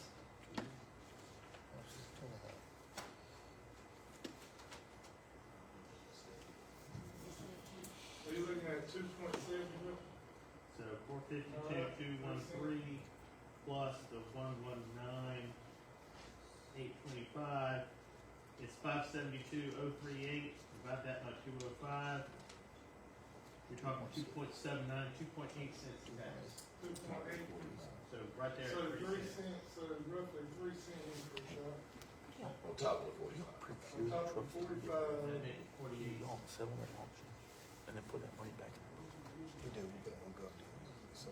So let me ask you this, so these items that are underneath here, I just want people to know what they are here, because they're major public safety items here. You got Axon body camera packages, 10, 3255 for the police department. Those are needed items. I mean, we can't have our officers out there on the road. No officer should be on the road without a camera. That protects the citizens, and it also protects our officers. So that's a much needed at 32.5. Then you got mobile portable radios. Every officer has to have, that's for the police department, every officer has to have. Well, Commissioner Muller, I point out, these are actual debt payments, Okay. not purchases. So We can't cut them. we cannot cut that. That is, we have to have that. And the leased vehicles for the SROs that we added last year, that's a debt payment. We've got to add that. So we don't have no choice. Yeah, this is a reoccurring payment. These all these items. The only thing that's different, I guess, would be the HR software. But that's gonna have that's gonna have some reoccurring with it as well. And then the air compressor system's needed and the digital dispatch system upgrade, that's needed because the county's going to a digital dispatch system. I'm sure the police chief and fire chief can elaborate on that more, but if we don't do that, then we're not gonna be able to communicate, or they're not gonna receive this. So that's a major upgrade that we have to put on this with. So everything that's left in that 452,213 is a necessity. I mean, that's not a want, that's a need we've already done, and we've got to pay for this. Drew, my question is, with the changes we've made now, how much funding did we take from the general fund to balance the budget? We're using, with this budget, for just one-time capital needs, $418,187. I'm comfortable with that number because it's a one-time purchase, and it's capital only. It's not a reoccurring amount, it's not something that we're gonna have to fund again next year. It's one and done. And I'm okay with using reserves for those types of expenses, but I like to keep it around that amount. I don't wanna get too high, because if we increase that amount, then if things come up during the year, like say we have a grant present itself and we need matching funds, I don't have the reserves to cover those matching funds. We'd have to have it from a revenue source, those sorts of things. So I'm comfortable with the 418 for those capital purchases. Now, we do have some things that we're using the ARPA money for. Most of those are reoccurring expenses that we'll be using ARPA funds for, that when we get into next year's budget, we're gonna have to have funding for. Because there'll be a next year's budget too, and the ARPA funds will not be there to cover those. So that's $661,000 that we're using that money for, that we won't have again. Thank you, Drew. Commissioner Swallow? Now, can't we use, like, for the stuff that is non-reoccurring, like the rekeying of the doors and the genie lift and the security door access buzzer, can we add that to the fund balance as well? Okay, so that was $119,000. So say we switch that with the fire radio's debt payment, the 142. Okay? That saves just a little bit, but next year, I still need another $550,000 of revenues, or some type of growth in revenues from this budget to next year's budget. See, that's where I was going, was these one-time purchases. But these aren't one-time purchases Take for them the out of ARPA general fund. fund. Yeah, those aren't one-time purchases. The land payment is, and that's it. So we'll be in the same situation that Mayor Pro Tem's talking about next year's budget. How do we fund these? And then plus you saw all the positions that we did not approve. Those are gonna be requested again next year. And if we don't have the funding this year, we don't have the funding next year either. So what I'm hearing, Drew, is that the proposed property tax rate of 45 cents the recommendation is 47 cents. Right now, based on what Commissioner Marley said, it'd be closer to 48. You're 2.7, what's it? It's 2.79. 2.79. It'd be closer to 48 cents.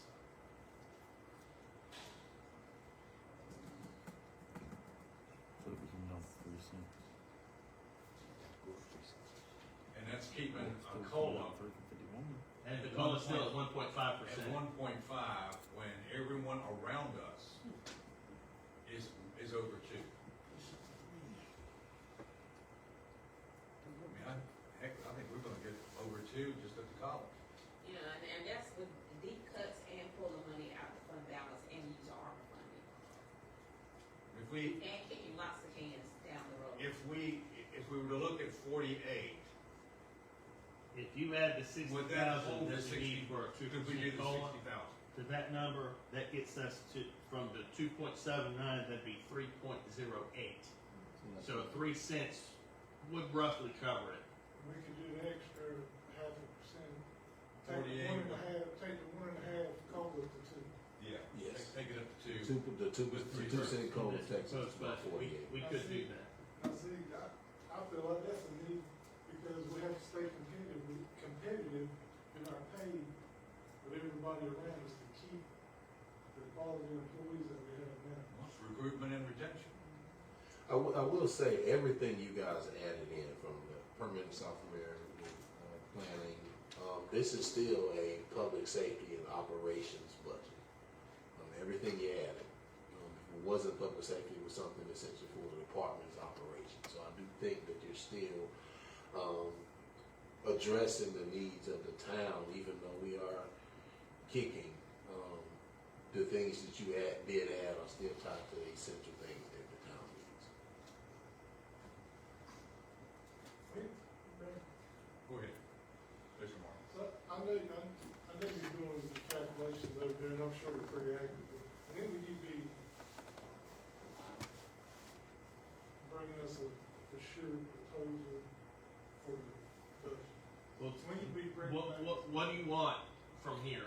I can make all these changes. I can try to work it into a 48-cent tax rate. I'll start working on it first thing in the morning. Commissioner Marley. I think that's what I need to bring this back, something. We can, our next meeting is next Monday night, June 16th.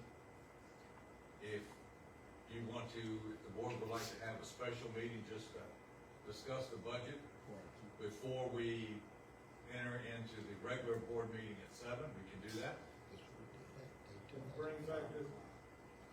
Let me just understand it and make sure. You want me to see if I can add all these changes and remove the cell tower funding from that funding source to fit within a 48-cent tax rate. Is that what your recommendation is, Commissioner Marley? I will have that ready for you whenever you say you want to Say meet that again. one more time. Say that one more time. He's gonna try to get rid of that, and then add all these changes to get us to I guess I don't see where we can do away with the cell tower fund. No, the cell tower money is not there. So we're not getting rid of those items. We can't fund it from the cell tower money Yeah. So you're gonna work that amount, into the 48-cent what we tax rate. added tonight, and move it to the 2% COLA. I'll see if I can make that work. Everything you guys added, the 2% COLA, and then everything in the cell tower list of items, that's what you're working, or you're recommending. If you can bring that, work that into the 48 cents. Yes. And then also, I guess, whatever the board wants to see, I mean, I'd like to see that, but I'd also like to see anything that could be taken and moved to, general fund, any one-time payments, or anything, maybe give us another option, maybe 2 options. Yeah, but I really need to go more than that amount, if I possible. understand, but I still like to He see 2 didn't options. want to do that because we're gonna put ourselves in a position where we're gonna get contacted by the LGC if we keep messing with our fund balance. And we don't want to get in that neighborhood of pulling from our fund balance. We don't wanna get into a regular routine practice of keep pulling this amount of money out of our fund. We're pulling half a million I'd still like to see an option, that way, Okay. I would just like to see an option, Dr. McCray. Yes, I understand. So we had two to look at, I never really liked them. I got you. Commissioner Marley, would you be open, and just for the whole board, would you be open to a special meeting at 6 o'clock next Monday night? We're gonna have to, because we gotta have this done by the end of the month. You, So, we got about 3 weeks left, maybe.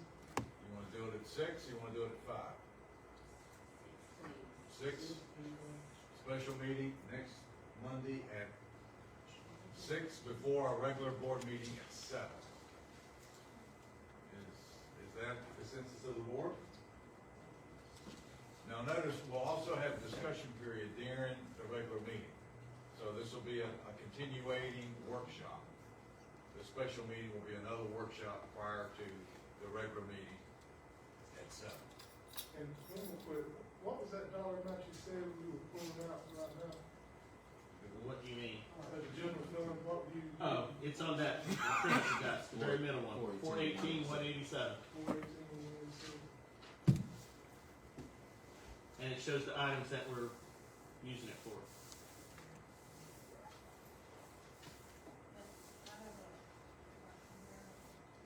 Mrs. Swell, go ahead.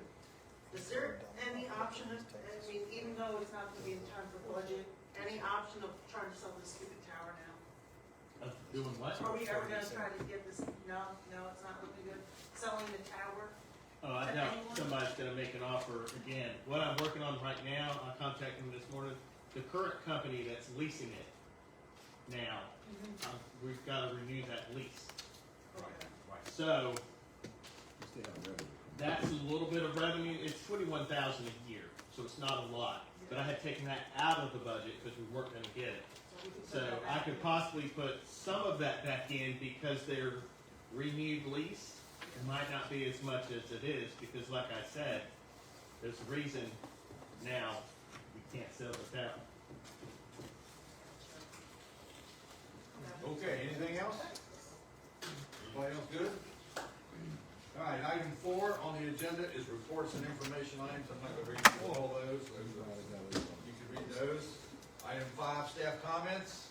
I think we've about heard from everybody from the staff at least once or twice. Okay, do I have a motion to adjourn? Thank you, Second, we are adjourned. So we said, yeah, 48 cents. All right. Okay. Hey,